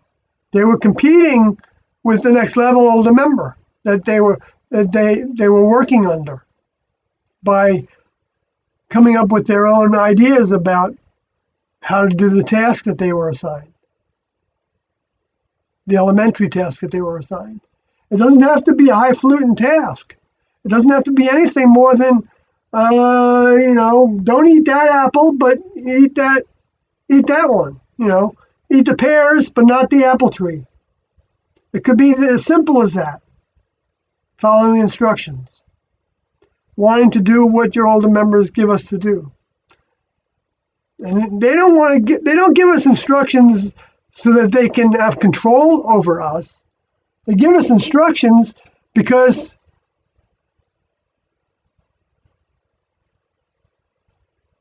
they have the overview of what all those tasks can do for the whole effort.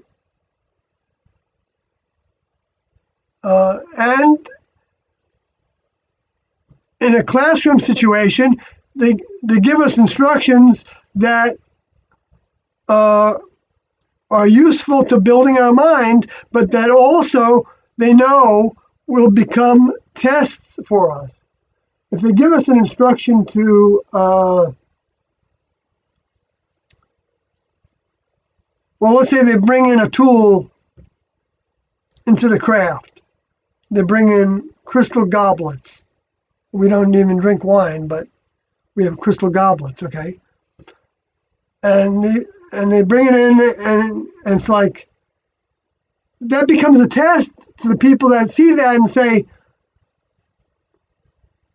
why are we getting this fancy dinnerware? Because we also got gold leaf plates when we got the crystal goblets.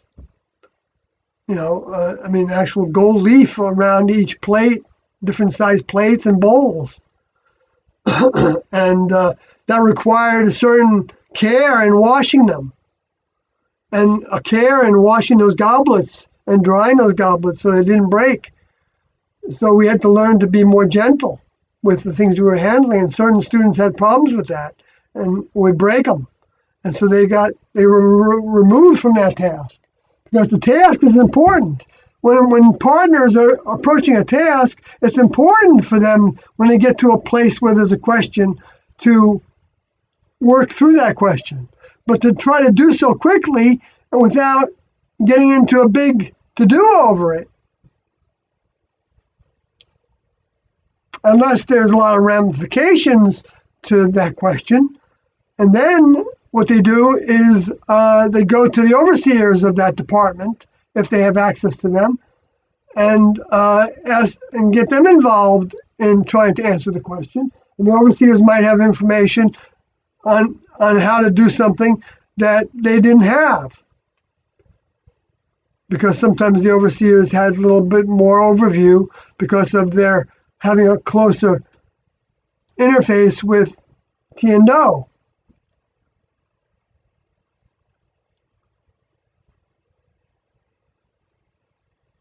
Not that anybody was being deprived of anything, but tasks were based on need to know kind of basis, and also and everybody didn't have the same task all the time and didn't have the same experiences, therefore. So if you had somebody that was new to the neutral lab, the kitchen, then they weren't going to have the same overview that the overseers who had that experience for years would have. Even though the procedure books had all the information that the overseers had in them. But the procedure books were many, and with every thought, with every instruction, sometimes there's a little bit more that goes with it, so that the procedure book doesn't always say everything in it that can come with, even the words that T&O would give us on an instruction didn't necessarily convey their entire mind on that went behind that instruction. Because a lot of times instructions come because of other instructions that needed to change. And so if you don't have all of that overview, then you don't have a complete picture of why that instruction was given. And that's why some other ones that had more of that overview can have a better overview. I guess I'm saying it over and over again, but I'm trying to, get into the nitty-gritty of what the classroom was. Because even though you all don't have that same kind of classroom opportunity now, if it goes into your minds, then when you do have that experience, if you continue with growing towards T&O's teachings and service,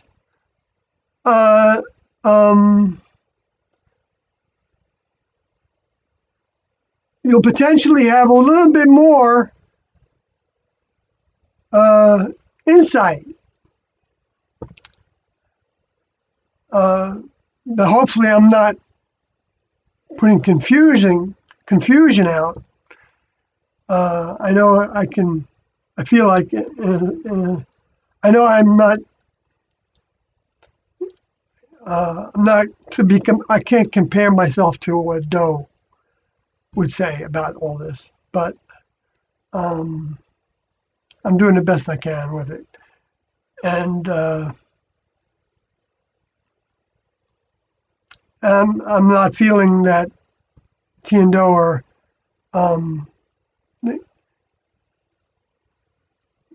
thinking of messing anything up right now. So I mean that's another thing. Not everything we do and say isn't going to necessarily mess somebody up either, because essentially we're all going to get help from the next level according to our own asking when we're in circumstances. So we're going to get these lessons ourselves. But I don't think it hurts to have some of the experience that those that were in the classroom had.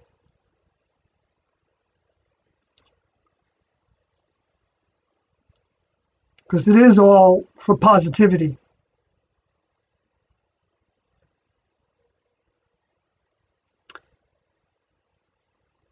So let's see, how many avenues did I go down there that needed some dots of I's and crossing of T's?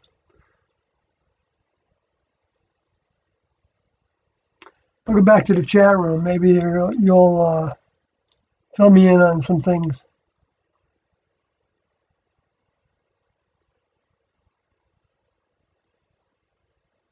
Wow. A lot of things going on in the chat room. I might be able to finish this broadcast with, holy smokes, I'm glad to see it. Whether it's between you all or in relationship to what I'm talking about.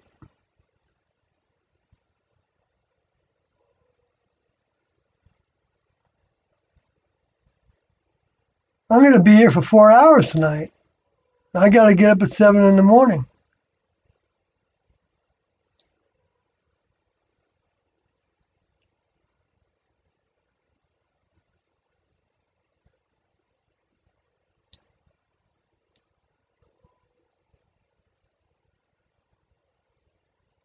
Okay, so Xbox Shark. What in the F is this? I'm not a prude, but I just don't need to repeat the F word. I use it sometimes, occasionally, I don't know.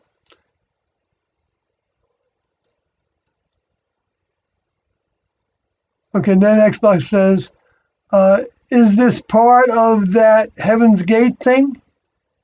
Yes. Jeff says, do you have any thoughts on the Anunnaki or the Sumerians?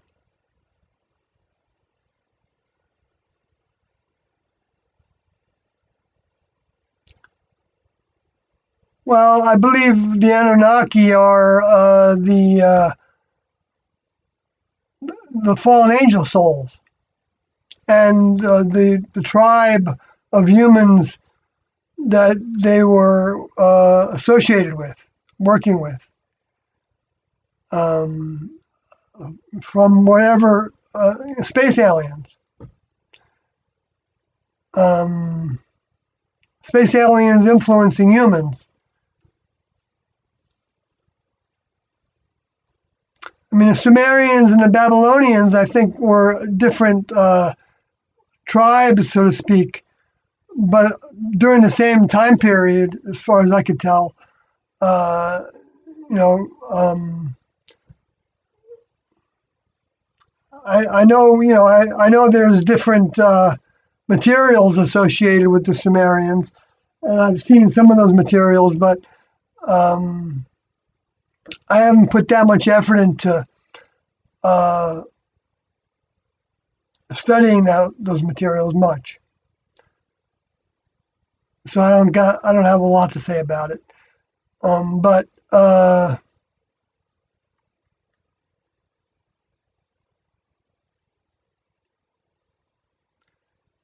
X Shark says, "What is this, and who is Sawyer?" Sawyer is the person talking right now. Oh, you're asking somebody else that question, I guess. Okay, so then I'll look at what Jay Pollock says Sawyer is. Sawyer is an original Heaven's Gate member sharing the group's teachings and his own experiences, thoughts on similar subject matter. Yep, that's true, although we weren't called Heaven's Gate while I was in the group. We had several names. We were Total Overcomers Anonymous at one point for a little bit. We didn't have like a letterhead and stuff like that with those names on it. We were human individual metamorphosis was the first so-called name that we had that also was never used that I ever saw, except it was referred to in the statement one and that Doe wrote. And Xbox Shark says, so Heaven's Gate still exists. I thought they all died. The gate is still open, but the group doesn't exist anymore. They left. So there is no new group. There's no new subculture. They were a subculture because they were living communally, which was different than the culture in the United States and the West, for the most part. And they were even subculture because their whole basis was the culture of the next level, operating on spacecrafts, some the size of planets, some of them biological spacecrafts, that they were in crews in laboratories, like a Star Trek crew. So it was a culture of an outer space family that don't die anymore.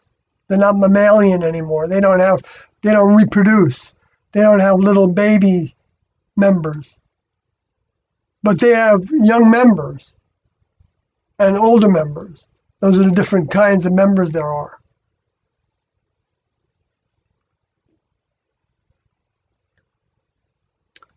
And there are, I don't know if they would call these younger members, but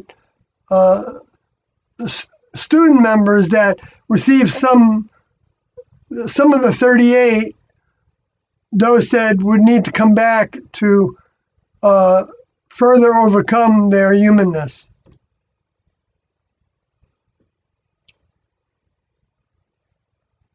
But that didn't mean that they weren't given some service in the next level until it's time for them to come back. Because I suspect they would need to come back when an older member was incarnate again, in the flesh again, undercover again. Because their lessons, I don't think, I could be wrong about this, but I don't think they could learn. Well, I might be wrong about that. Whether they could come back right now, I guess is possible. See, that's a circumstance to where I was starting to go down a road, and then I felt like I got a thought that it was possible for them to come back now.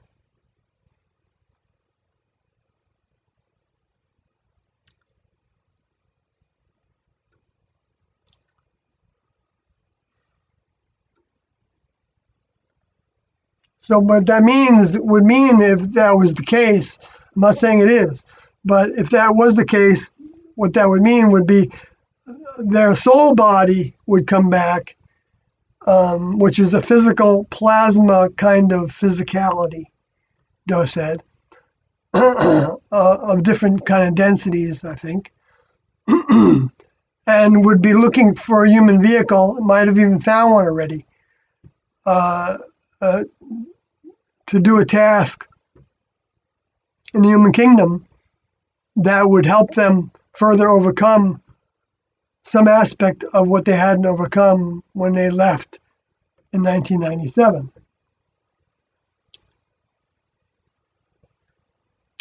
I'm not saying that would mean that they would become somebody that would be interested in these live streams. I don't know. Who knows what kind of a task they could have been given? They could be given. Depends on what they needed to overcome, I guess.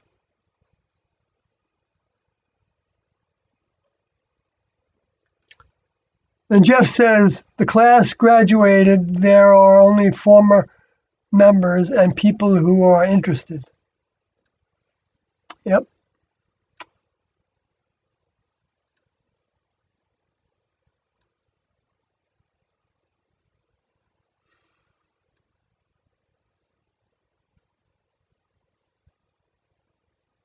Oh, I see. Jay Pollock said it doesn't exist any longer, but there are a small handful of prior members who left before the group left.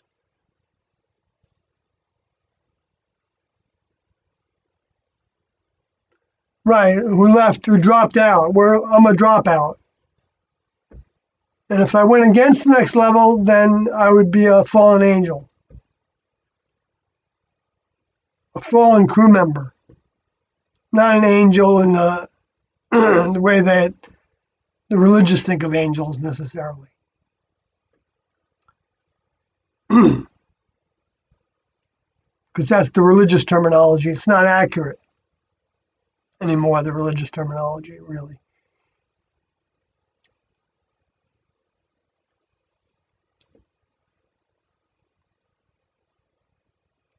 And then Jeff says the class graduated there. Oh, you already read that one. Then Xbox Shark says, but these people still believe in Tiando's teachings, correct? Yes.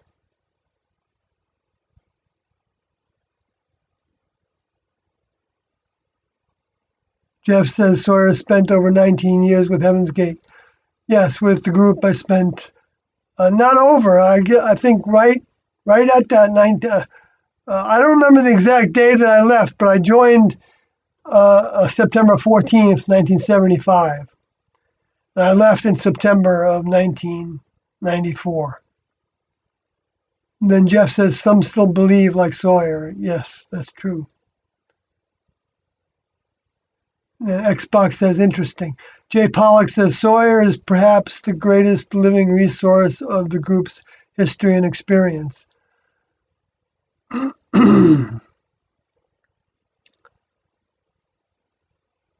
Well, the greatest resource is the information left behind that Tiando wrote and said.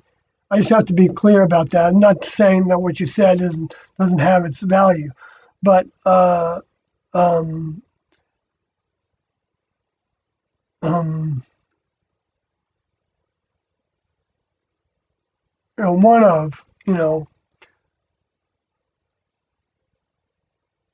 of the resources, this vehicle that I am, but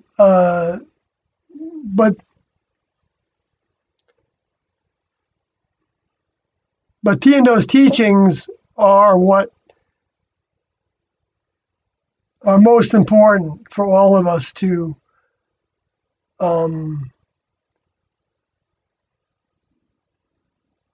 become aware of, learn, change because of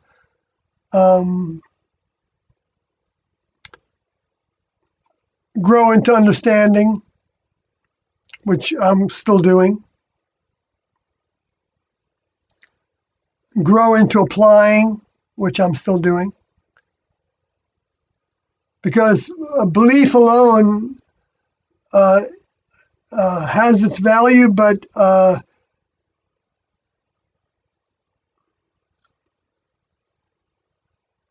putting things into motion is part of the overcoming process,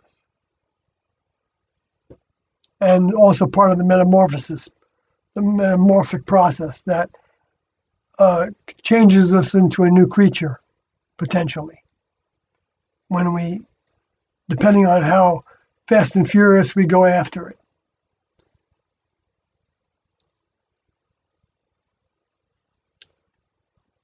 Jeff Barnes then says,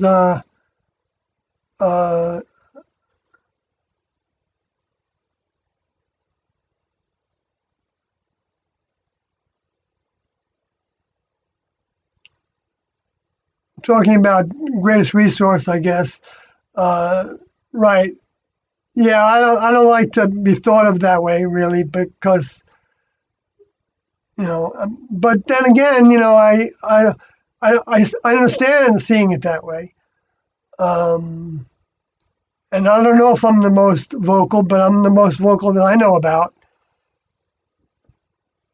If there's somebody else doing these live streams or doing these or putting out videos or whatever or talking here and there, uh, um, I just don't know about it. But that doesn't see the amount that somebody talks about it doesn't doesn't demonstrate their stature in the next level or in the next level in the next level's progression. It's experience that is the measure of anybody, all of us, whether we were in the T&O classroom or not. And there can be individuals that have experience that were never in T&O's classroom, but had certain life experiences that actually put them, if you want to look at it in a linear way, ahead of me, even though I had all this experience with T&O, and I can talk it fairly well or well enough. Okay, so talking, that old expression of talk is cheap, is true, because it's what our experience is and how we live and what we do with our experience that is the measure of us. And that measure is not measured against other individuals in the human kingdom, like I am, and like everybody on the planet is a member of the human kingdom. Just like all the animals are part of the animal kingdom, and all the plants are part of the plant kingdom, and all the minerals are part of the mineral kingdom. Those are all different degrees of progression towards life in the next level, potentially. They're all temporary forms of life until become members of the next level, and then they're not temporal anymore once they're members of the next level, adult members of the next level. But so there's not a measure, there's no judgment or hierarchy of humans, because the measurement is based on what the next level thinks about each one of us. And we don't know what that is. So there can be somebody in the chat room right now that is way ahead of where Sawyer is in relationship to growth towards next level membership, because the individual learned something that I have yet to learn, because I have not overcome all the characteristics of humanness that this vehicle presents my mind and soul with.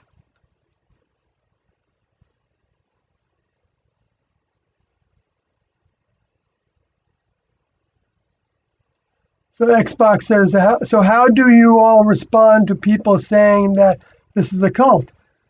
Well, Doe said that it was the cult of cults, and also it was the cult of truth. And he said a cult was actually a subculture.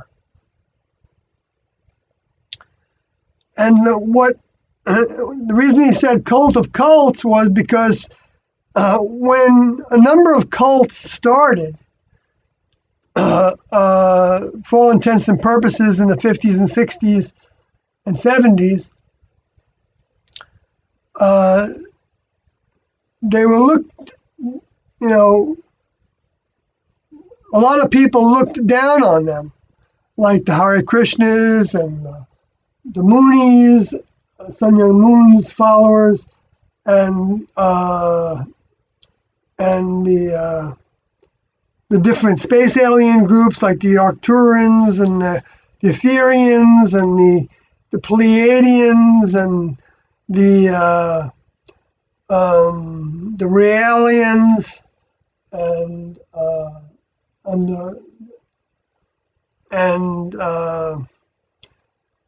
the, and then all the different sects, S-E, sect, sects. Okay. So it's so hard for me to say that. It always sounds like sex. But different sects of Christianity and Judaism, and those were all at one time subcultures in their own culture. So in the culture of Rome, the cult of Rome, there were subcultures,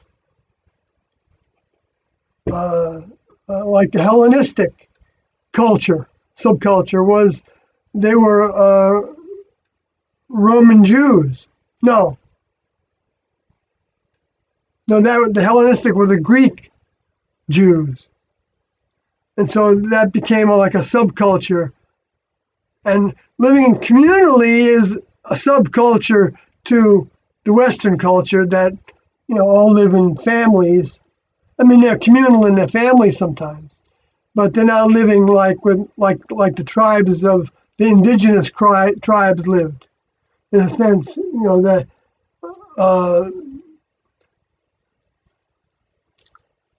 like in big groups, like where they're combining their resources. In a sense, the same thing's happening with states, and they're combining their resources to pay for the road maintenance and healthcare and things like that. Some that happen, but so that's the culture. But the one that's the dominant culture is not thought of as a cult anymore because they've become traditional. So all the religions started as cults because they all broke away from the subcultures. But the one thing that makes Tiando's group or cult the cult of cults is because they don't have any, Tiando's group didn't have any of the behaviors and ways that defined the other cults as negative to the greater culture. There were no abuses. There were no competition among members. The older member wasn't having sex with anybody because Tiando didn't have sex anymore once they fully awakened to, once they awakened at all. Even before they awakened at all, they were stopping some of that behavior. Like Doe said, about a year before he met T, some of those behaviors were flaking off, even though they weren't completely absent necessarily, I guess. I don't know to what degree. He didn't get any more specific of when he actually stopped having sex with somebody. In his vehicle, talking about. I'm not talking about Doe, because Doe is the mind that took over the vehicle, called Marshall Applewhite.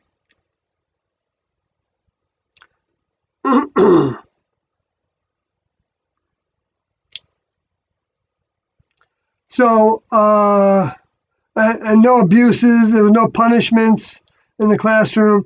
I call it the classroom because it was an experiential classroom. It was like a lab because we did things, everything you did was part of it. We were taught to walk quietly so we weren't stomping our feet. So that made us think ahead of how our vehicle was acting. So that was part of our culture, was walking quietly, speaking quietly, not using the slangs that humans were using, not referring to the past, starting fresh with what we were becoming. So not thinking about the past or having any relationship with it at all,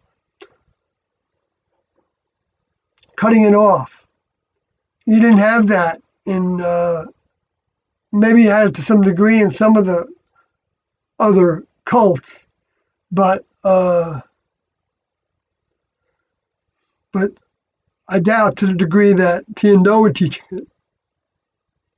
And the other cults had sexuality. They had families join. They had children joining. And next level, and Tian-Do's cult subculture didn't have any of that.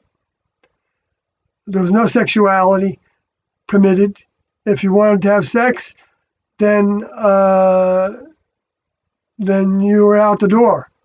You didn't belong there, and you were sent out of the group if you didn't want to leave voluntarily.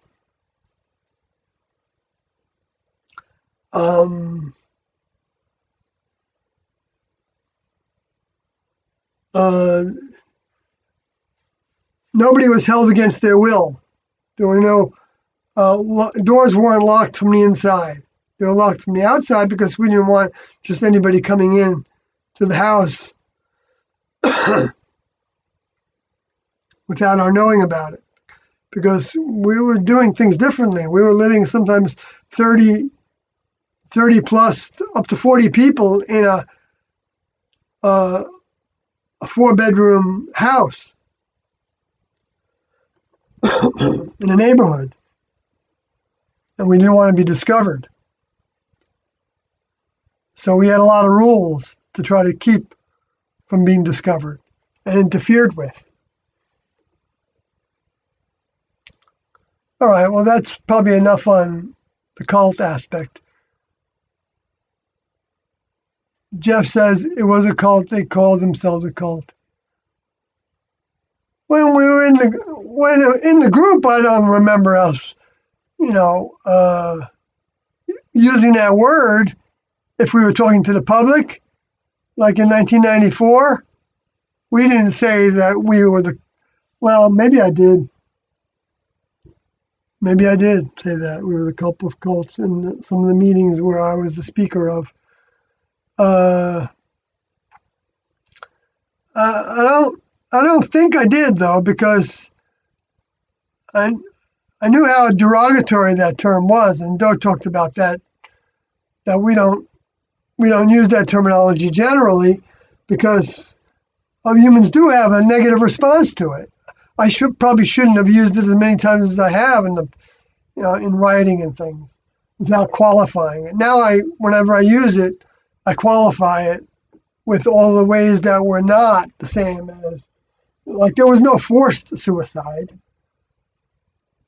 And it wasn't even suicide for them. Because they knew that they were not those vehicles. They had taken them over enough to know that they were outside those vehicles. They were part of those vehicles, but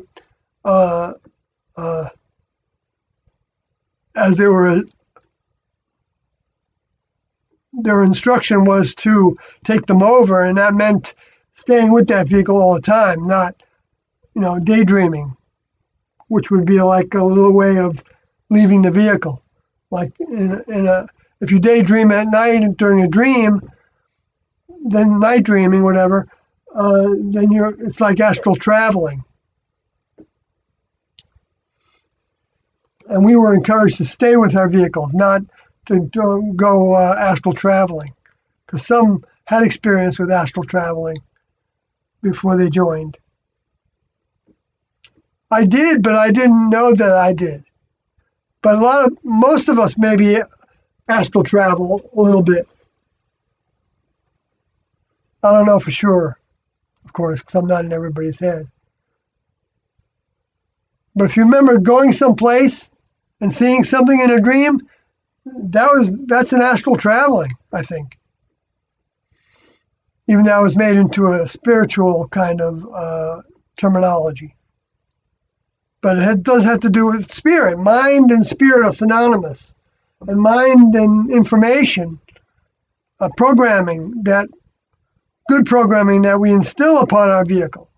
Okay, like for instance, we program our vehicles to to say no to doing things that we became addicted to. So let's say we got addicted to alcohol. Then in order to not be addicted to alcohol, it's best for us to stay away from it 100%. And so every time the vehicle might want it to relive some of that experience of feeling what they felt when they were using alcohol, the mind could step in and say, "No, you're not going to do that, vehicle. You're my horse. I'm going to ride you. I'll give you this instead. You can have a piece of fruit, or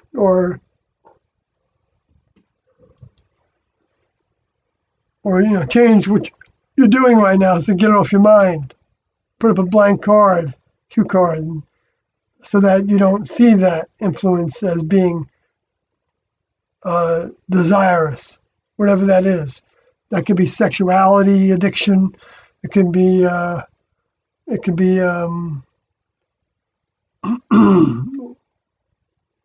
well, sexuality is the biggest addiction. But I'm not saying that only the biggest addiction because most people are involved in it. I think that's the way Doe might have meant it. Not that addiction to substances isn't an equally a big problem for people or addiction for people. So, but people don't even think that sexuality is an addiction. Yet sometimes they have to do it every day, sometimes many times a day, before they're satisfied.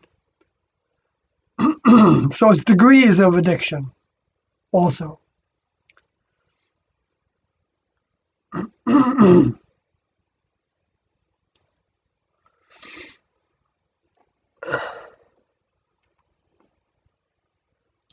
Peace and love from Tom.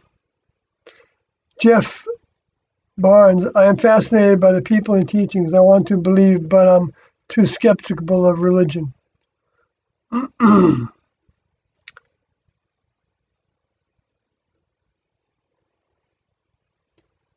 Well, since you said that, I have to be clear that it's understandable that people would think of what I'm talking about as a religion.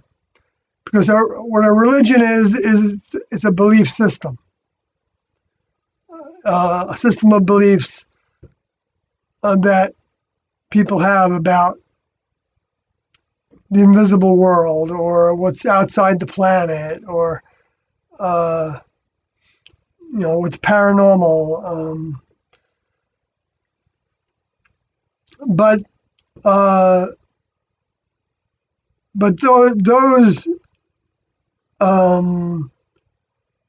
those are different facets of reality. The different things that are invisible to us and outside the planet. Obviously, we know that because you can look up at the stars and you can see that there's something going on up there that is beyond what I know. And people do have a sense when they look up into the stars that there are other worlds potentially. And see that, but some people don't have that recognition, and some people do. And I'm not trying to say one person is ahead of another. In that department of that recognition, one is ahead of another. But that doesn't mean that they're ahead of one or another in all avenues of humanness and its relationship to the next level. I'm starting to get pretty tired.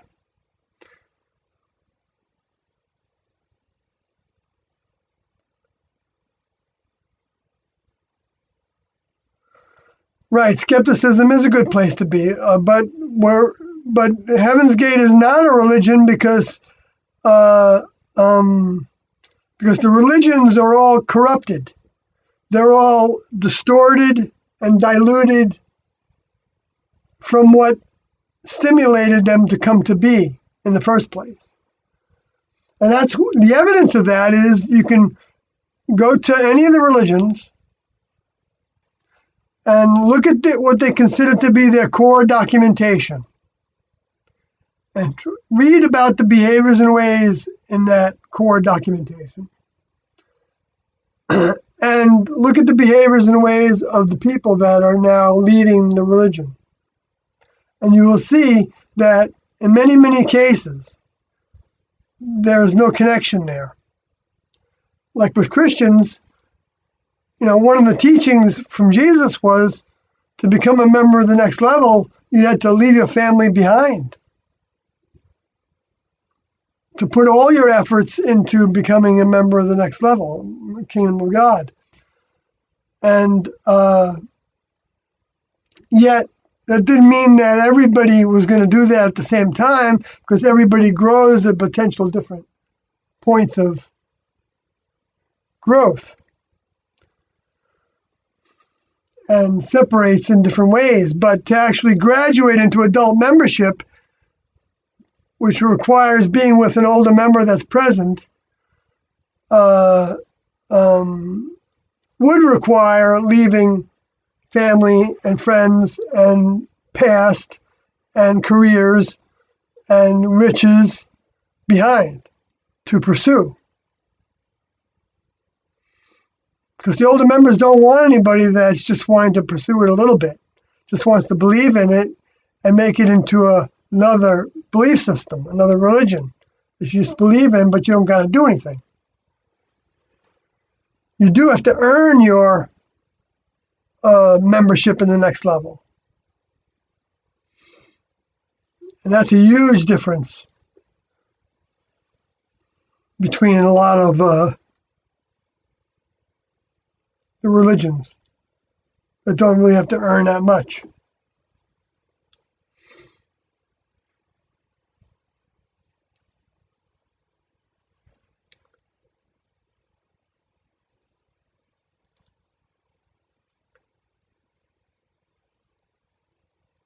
Yeah, you don't need to know anything about the Bible to become a student of Tiendo's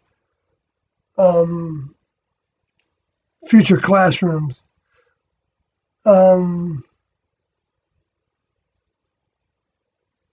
It can get in the way, as you see with the Christians, that if I say certain words, and if that word isn't used in the Bible, literally, they will think, and if they associate that word with New Age, a lot of people automatically think that then you are a New Ager, and that means that you are of the devil, you're working of the devil. When they don't have a clue what you're actually talking about when you use that new terminology, like metamorphosis, for instance.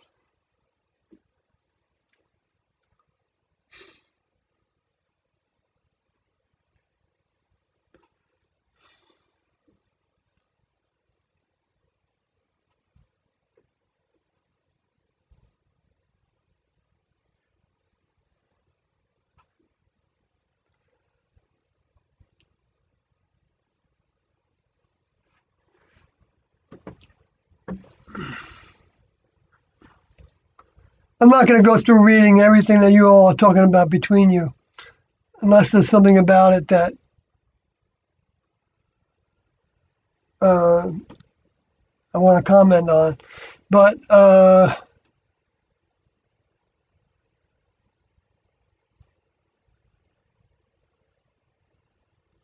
yeah, my book's content is trying to bring the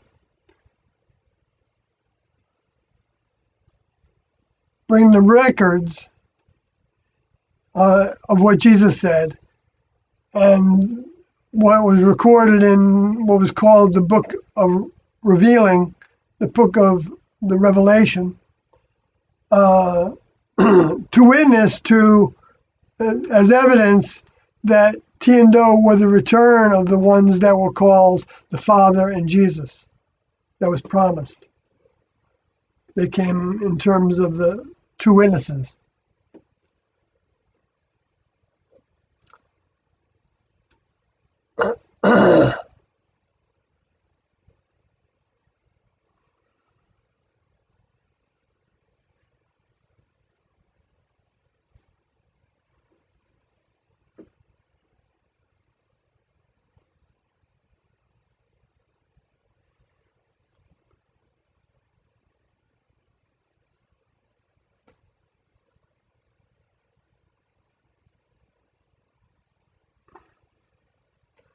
My book isn't just a reference book. I mean, well, except for in some of the history, and also, I guess I should.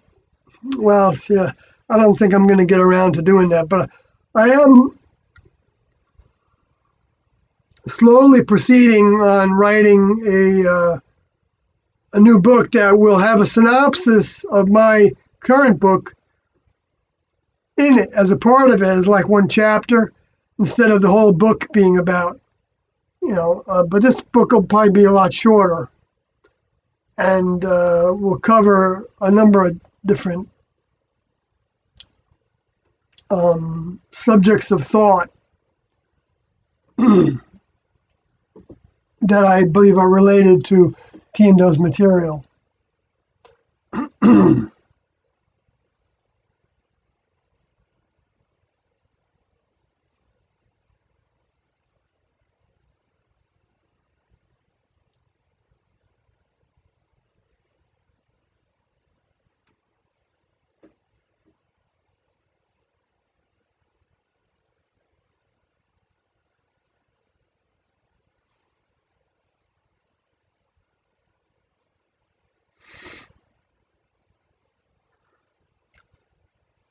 Xbox Shark then says, fair enough. Personally, I could never believe any of this. Is Soya also flat Earth and anti-vax? No, I'm not flat Earth. I'm anti-forced vaccination. I don't think it's right for the government to tell us that we have to accept their whole regimen of vaccinations.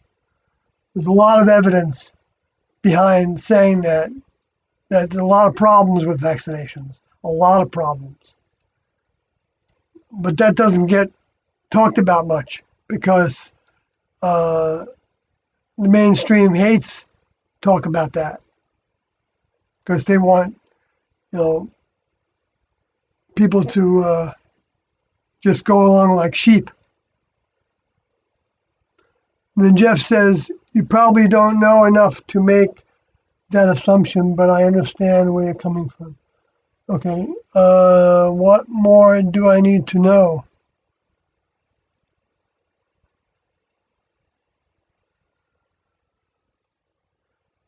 Yeah, flat earthers are, the whole thing with if you remove the water from the planet and then you had a drawing of the planet without the water on it.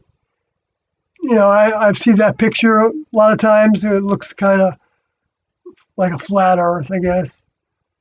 So if that's what they're talking about, fine. Okay, big deal.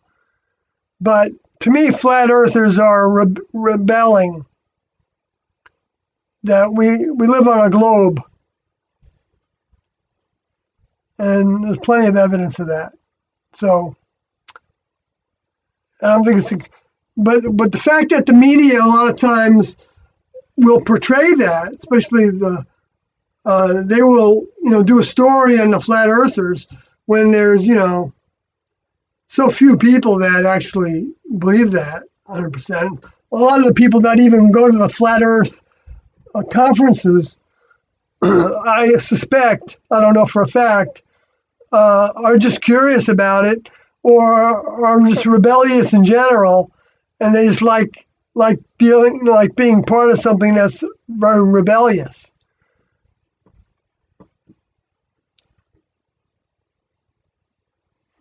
I think very few, deny that the global positioning, the GPS doesn't work, and because it's the Earth is round and that the seasons the way they work and all it is in rotation. Some say that it's not even rotating.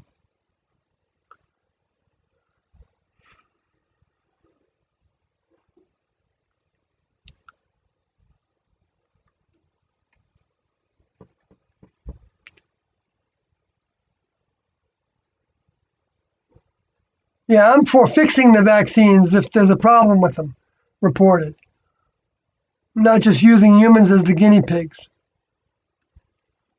taking them off the market until they fix them.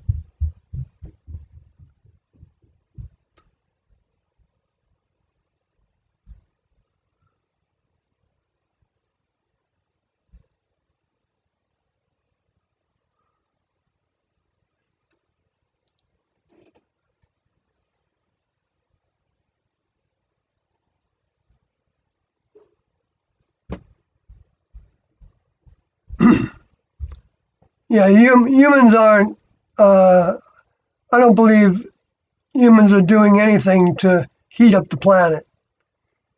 And carbon is only 0.4% of the atmosphere. So how it could be made into a blanket that's keeping the heat in, I don't know how that could work. And also, like if you tried to heat a glass of water by putting a big grow light on top of it, you can try to see. You could try to do an experiment to see how fast that would heat up that water.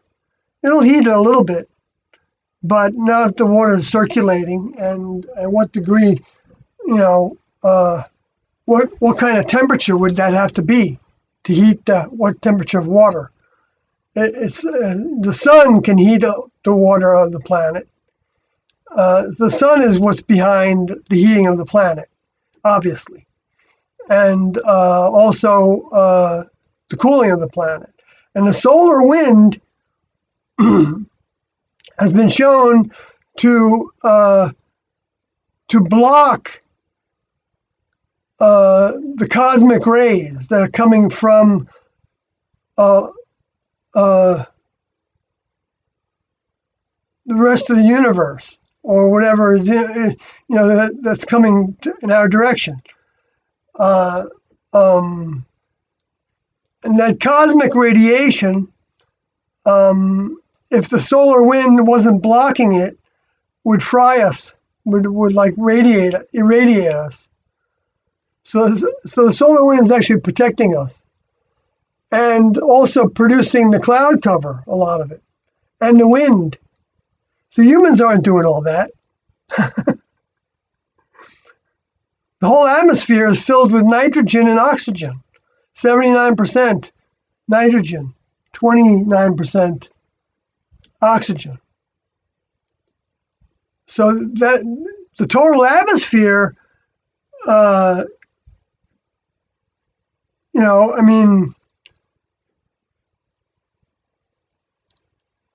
the warmer days, like in the winter, are the days when there's cloud cover. Okay, so that's that's an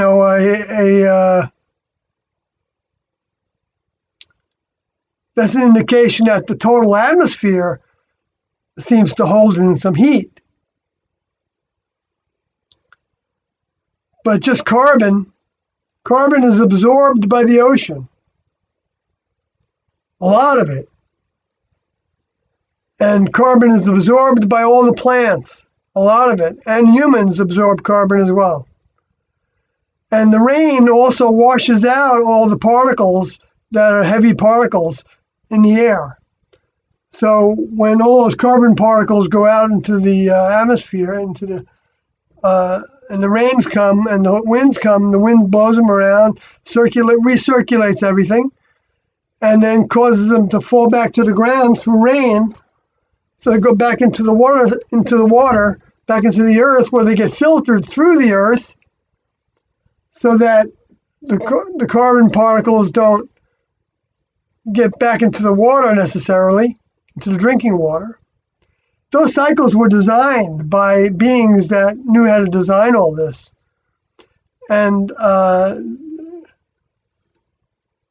humans are thinking that, they're causing the hurricanes to get worse, yet they can't predict the path of a hurricane. They try, but they're always wrong, because every path of the hurricane is different, a little different. Sometimes very, very different, like making hook turns or just staying put when it was moving at a clip before that.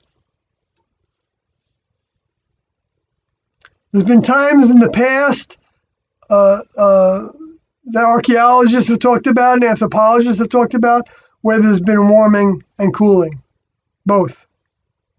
Ice age, and the ice age melts. That means there's a heating time.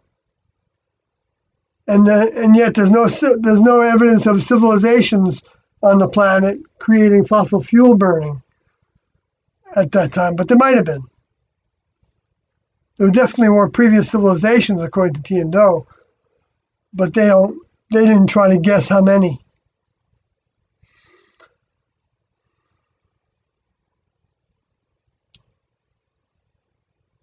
And Wesley Pickle says this is probably even worse than the second coming of Jesus myth, because it manages to be even more poorly written. I don't know what you're talking about, being more poorly written. What have you read about it? About T and Doe's material is very well written, actually. If you read the Heaven's Gate book, it's very well written. What I write isn't so well written. I admit that. The Xbox says, personally, I don't believe in the Bible or anything of that sort. My religion is unorthodox and could be considered offensive. Is there anything you could give me to undoubtedly change my mind? Maybe, but I don't know. Maybe you're unorthodox. Atheism is a good step, according to Doe. But to think that everything came about by accident, randomly, there's no evidence of that. I mean, there's evidence of random behavior and random particles, leaves when they fall off a tree take a sort of a random path to the ground, I think. Even though it's not entirely random, it's limited to the weight of that leaf and its shape and in relationship to whatever wind there is at the time, and the air, and whether any humans interfere with it or animals interfere with it hitting the ground. So there's that kind of randomness. But in terms of like take the development of an automobile. Is it random development? No, it requires intelligent design. And yet the elements that go into that automobile, they didn't take intelligent design to come about, although they have intelligent structures to them all. Atoms and neutrons and electrons and protons and quarks and look at the genetic code that determines the life of a cell. It's called genetic code, and it's just very much like programming. It's even got different organs associated with it, histones and double helix and these look like antenna. They look like communication antenna for electromagnetic communication. So the evidence is so overwhelming that the Earth was designed that it's like not seeing the forest for the trees.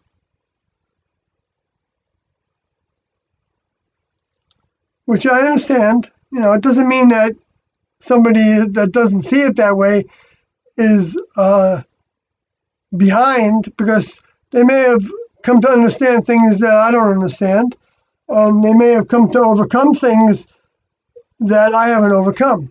So there's no measurement of somebody according to what they believe or what they think is possible. But the greater logic is that we're not able to say what's not possible. We're able to say what is possible based on the things that have been demonstrated to us are possible. But if it's not impossible for there to be, I'm not saying that there can't be a circumstance to where humans can't do things to that could change the weather. I'm not saying that's not possible. I'm not saying that if you put enough carbon up there, that it couldn't serve as creating that greenhouse effect. I'm not saying that's not possible. But the amount that we've been putting up in there is not creating the weather or the climate or changing the climate. I'm fairly certain of that.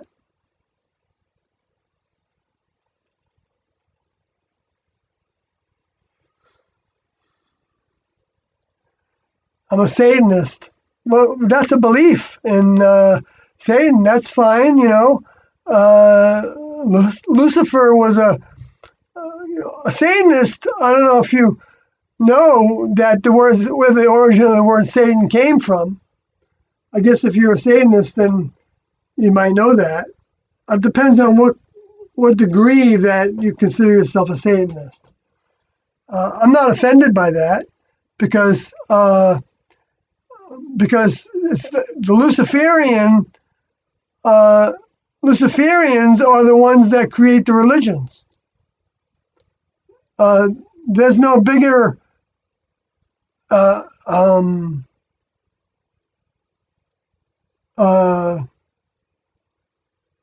well, the religions are killers of souls, according to Tiendo. So that's because they've become distorted and diluted from what the records said they were founded upon, which I talked about that a little bit before.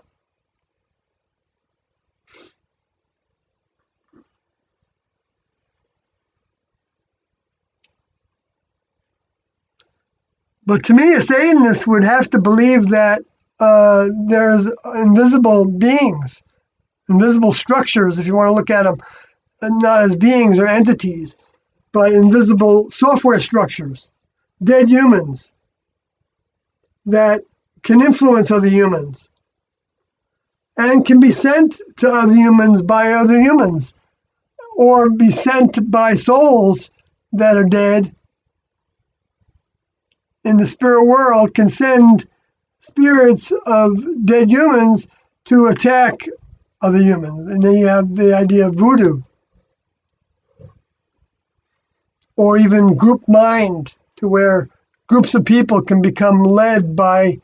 And so Jesus, as talked about today in the religions, depending on what the person is talking about at the given time and moment and understanding, are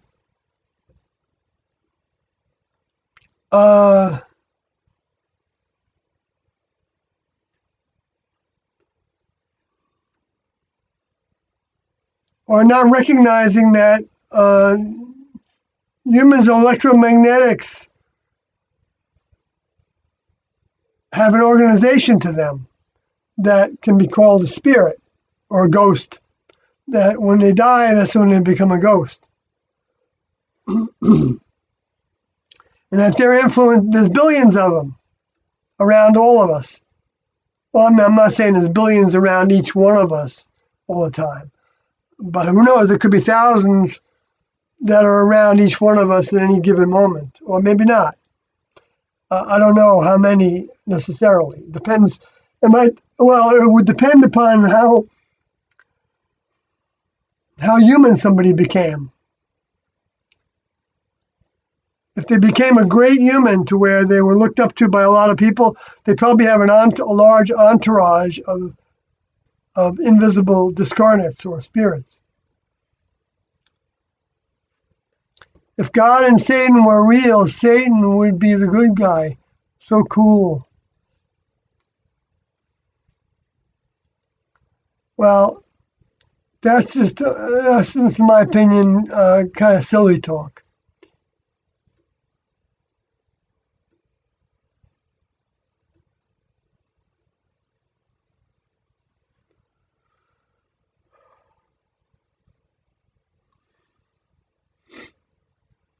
Do real Satanists believe in God or a next level above human? Nope, not at all. I don't get why Satanism makes people feel uneasy. Well, I get why. Because people have been uh, programmed to think that human sacrifice was part of Satanism. People killing each other and drinking their blood and stuff, and yet there might be some space aliens that are thriving on human and animal blood. And look at the way humans eat blood of animals and animals. Well, they like some of them like their meat blood red. And humans sacrifice other humans all the time. They send them to war. So, it's kind of like all these different terms and things are all a bunch of hocus pocus in a sense. They don't mean what they actually say to people.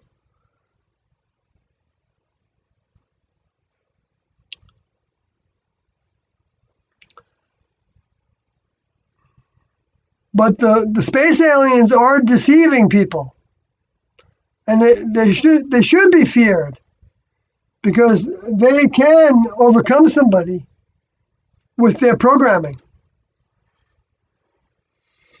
I'm not saying that their programming Satanists can actually be somebody that's closer to applying for membership in the next level and recognizing some of this information as true, or all of it as true. I'm going to end this in a few minutes here.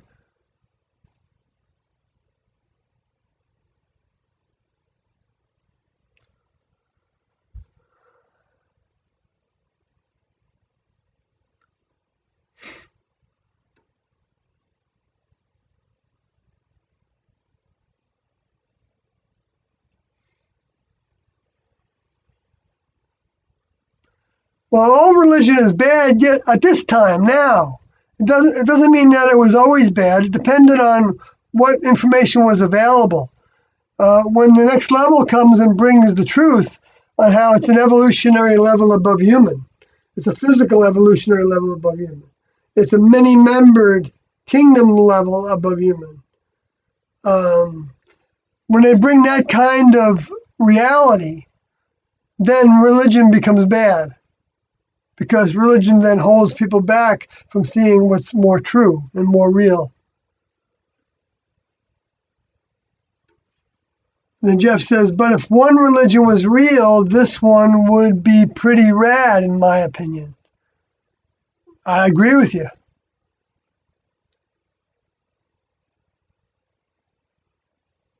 Honestly, this would be the weirdest religion to be real. Well, you're kind of new to this whole thinking as well.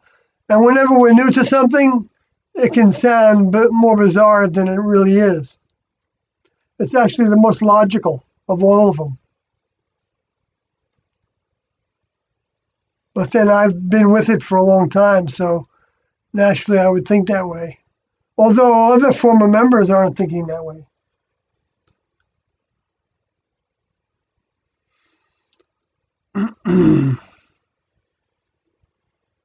Anti-theist, right. Somebody that's against the idea of there being one person that is a god.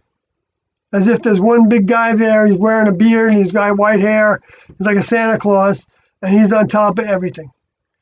There is, according to Tiendo, a chief of chiefs, but he was considered to be by Do a chief administrator of the earth.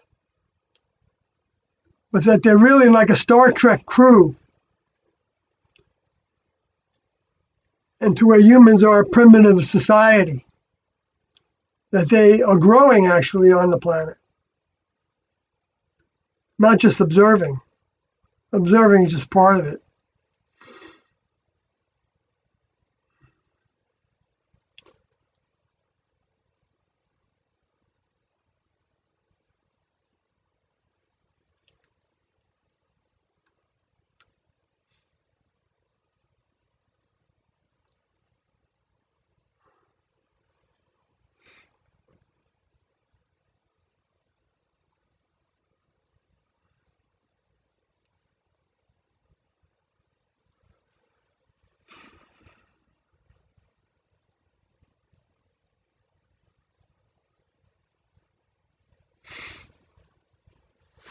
How would T and O do it? Right. Talking about what I was talking about before, I guess. Only correct answer. Phenobarbital vodka in a Walmart bag.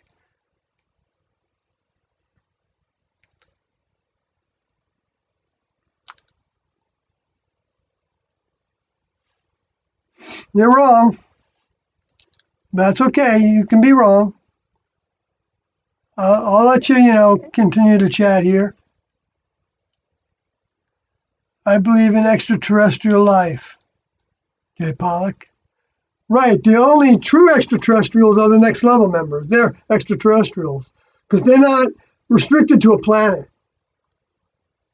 That's why it's extra. It's beyond terrestrial. Terrestrial beings are limited beings like the human kingdoms are. And the space aliens are terrestrial beings, but not by their choice now.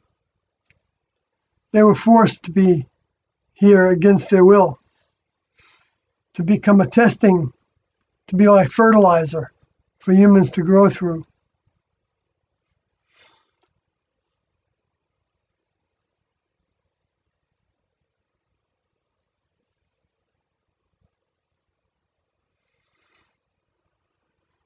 So,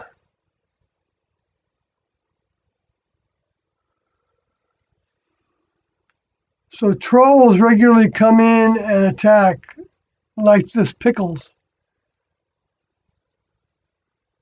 Yeah, it's all right.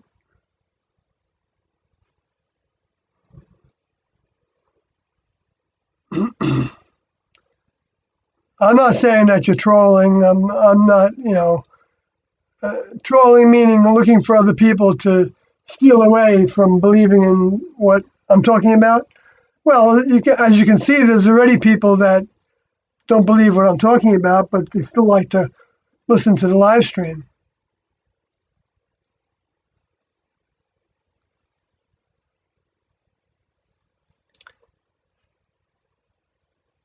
Extraterrestrial life simply is almost certain just because of the vast size of the universe, just probably not any humanoid or animal type.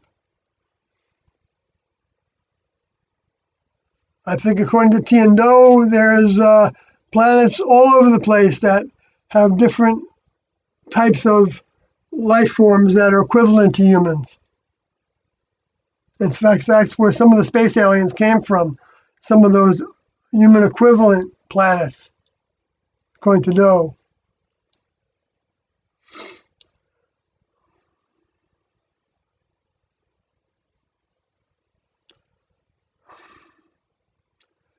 We are in a simulation, Jeff is saying. According to Doe, we're like a holodeck, hologram kind of situation, but it's physical.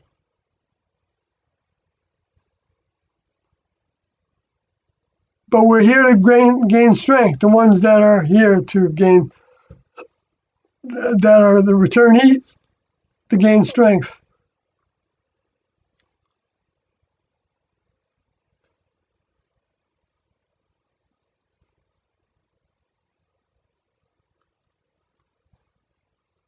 Oh yeah, the conditions created life on Earth could create similar stresses on or evolving on another planet. Absolutely. Uh, Wesley says it's literally just phenobarbital and vodka, but okay. All right, whatever. Jay Pollock says I saw a satellite-sized light in the sky once that took off quite different from a shooting star. I've seen a lot of different things like that I could describe the way you're describing as well. When we would stand up at night.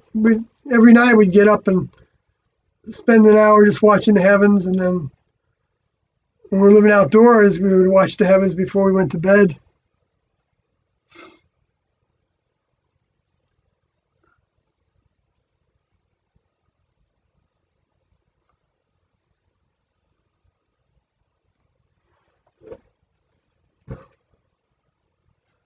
Xbox says we become advanced enough to create a simulation identical to the world we live on.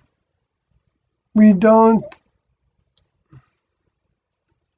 We don't if the answer is one, that we're not ready within a simulation that is so perfect that we cannot tell.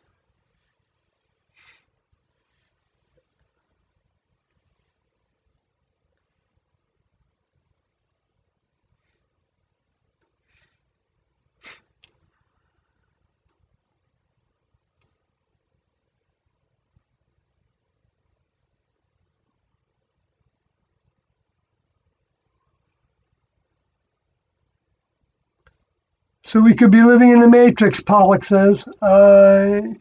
Yes, in a sense, we're living in a matrix. And more than one, actually.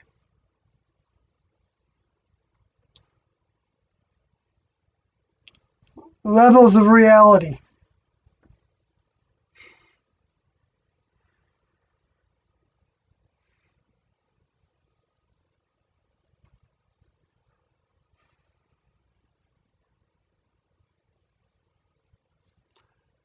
Okay, so question from Wesley. Who are these T and Do characters you keep mentioning anyway? Well, they're two souls. A soul is actually a physical being that, in this case, all the member souls that are very dense, very powerful, electromagnetically physical beings that left their physical bodies in the next level on a spacecraft and came to Earth via a spacecraft and at a certain time met and recognized that they had something to do together and then awakened gradually over about a year's time to them having a task to do on the earth that was bringing updates to the Bible, was fulfilling prophecy, and that was well,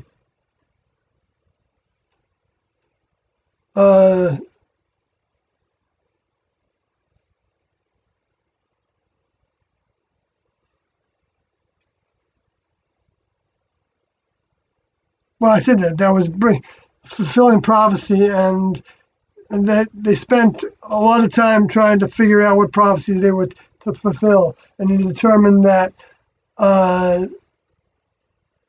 they were doing the prophecy that was the one called the two witnesses in the record books.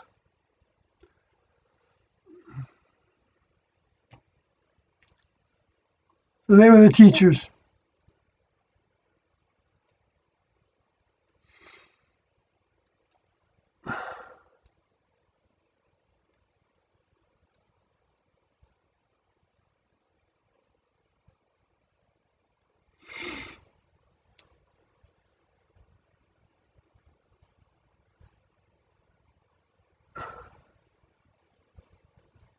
No, they're not space aliens, Tiendo. Space aliens are the dropouts from a previous civilization that flunked the astronaut training program of becoming a member of the next level above human.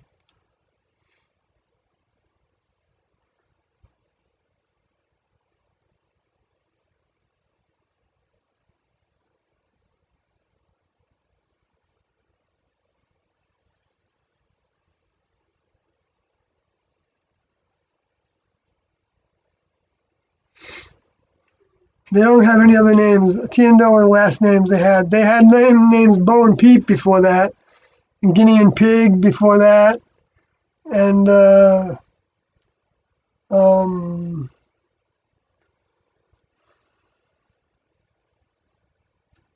maybe a few other silly names. I don't remember now.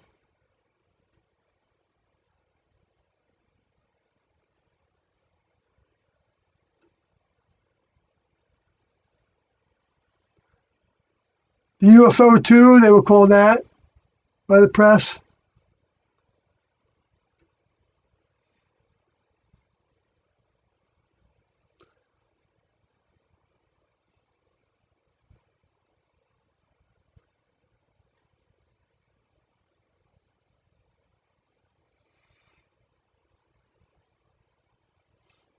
Well, I think Trump is part of the civilization, or the, if you want to call it the simulation. Whether he disapproves of it or not, he's part of it. How does Trump matter in this scenario? Well, that's going to be another discussion, but I believe he represents the one that was in the records talked about as the green horse or the pale horse. And he presides over the time period of harvest where there's a lot of death. And so you'll see more and more things that bring about people's death before their time.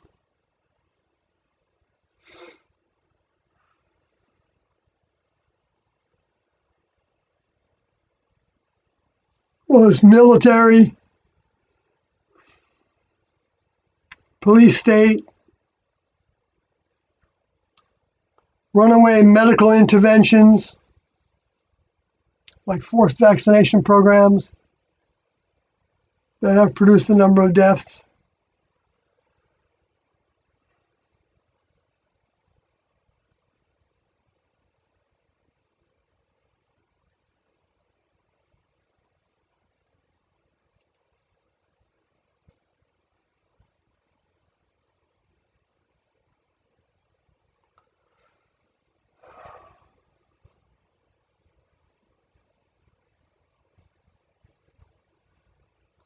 No, there were no abuses.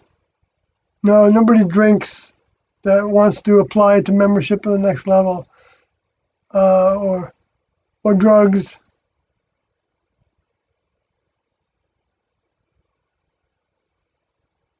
Of course, just reading about them isn't making application. So whatever anybody wants to do, of course, is their business.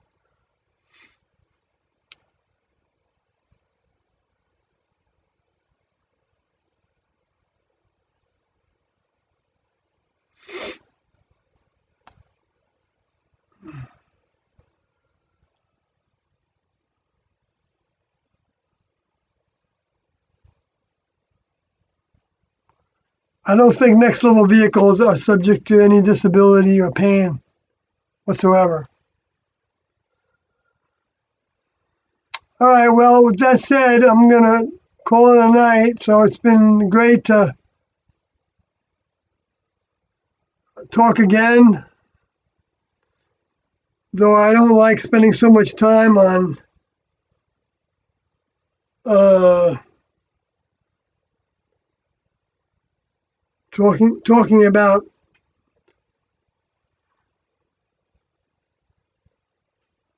things that are thought to not exist when there's so much to talk about that does exist that can help us grow. So, so with that said, good night, folks.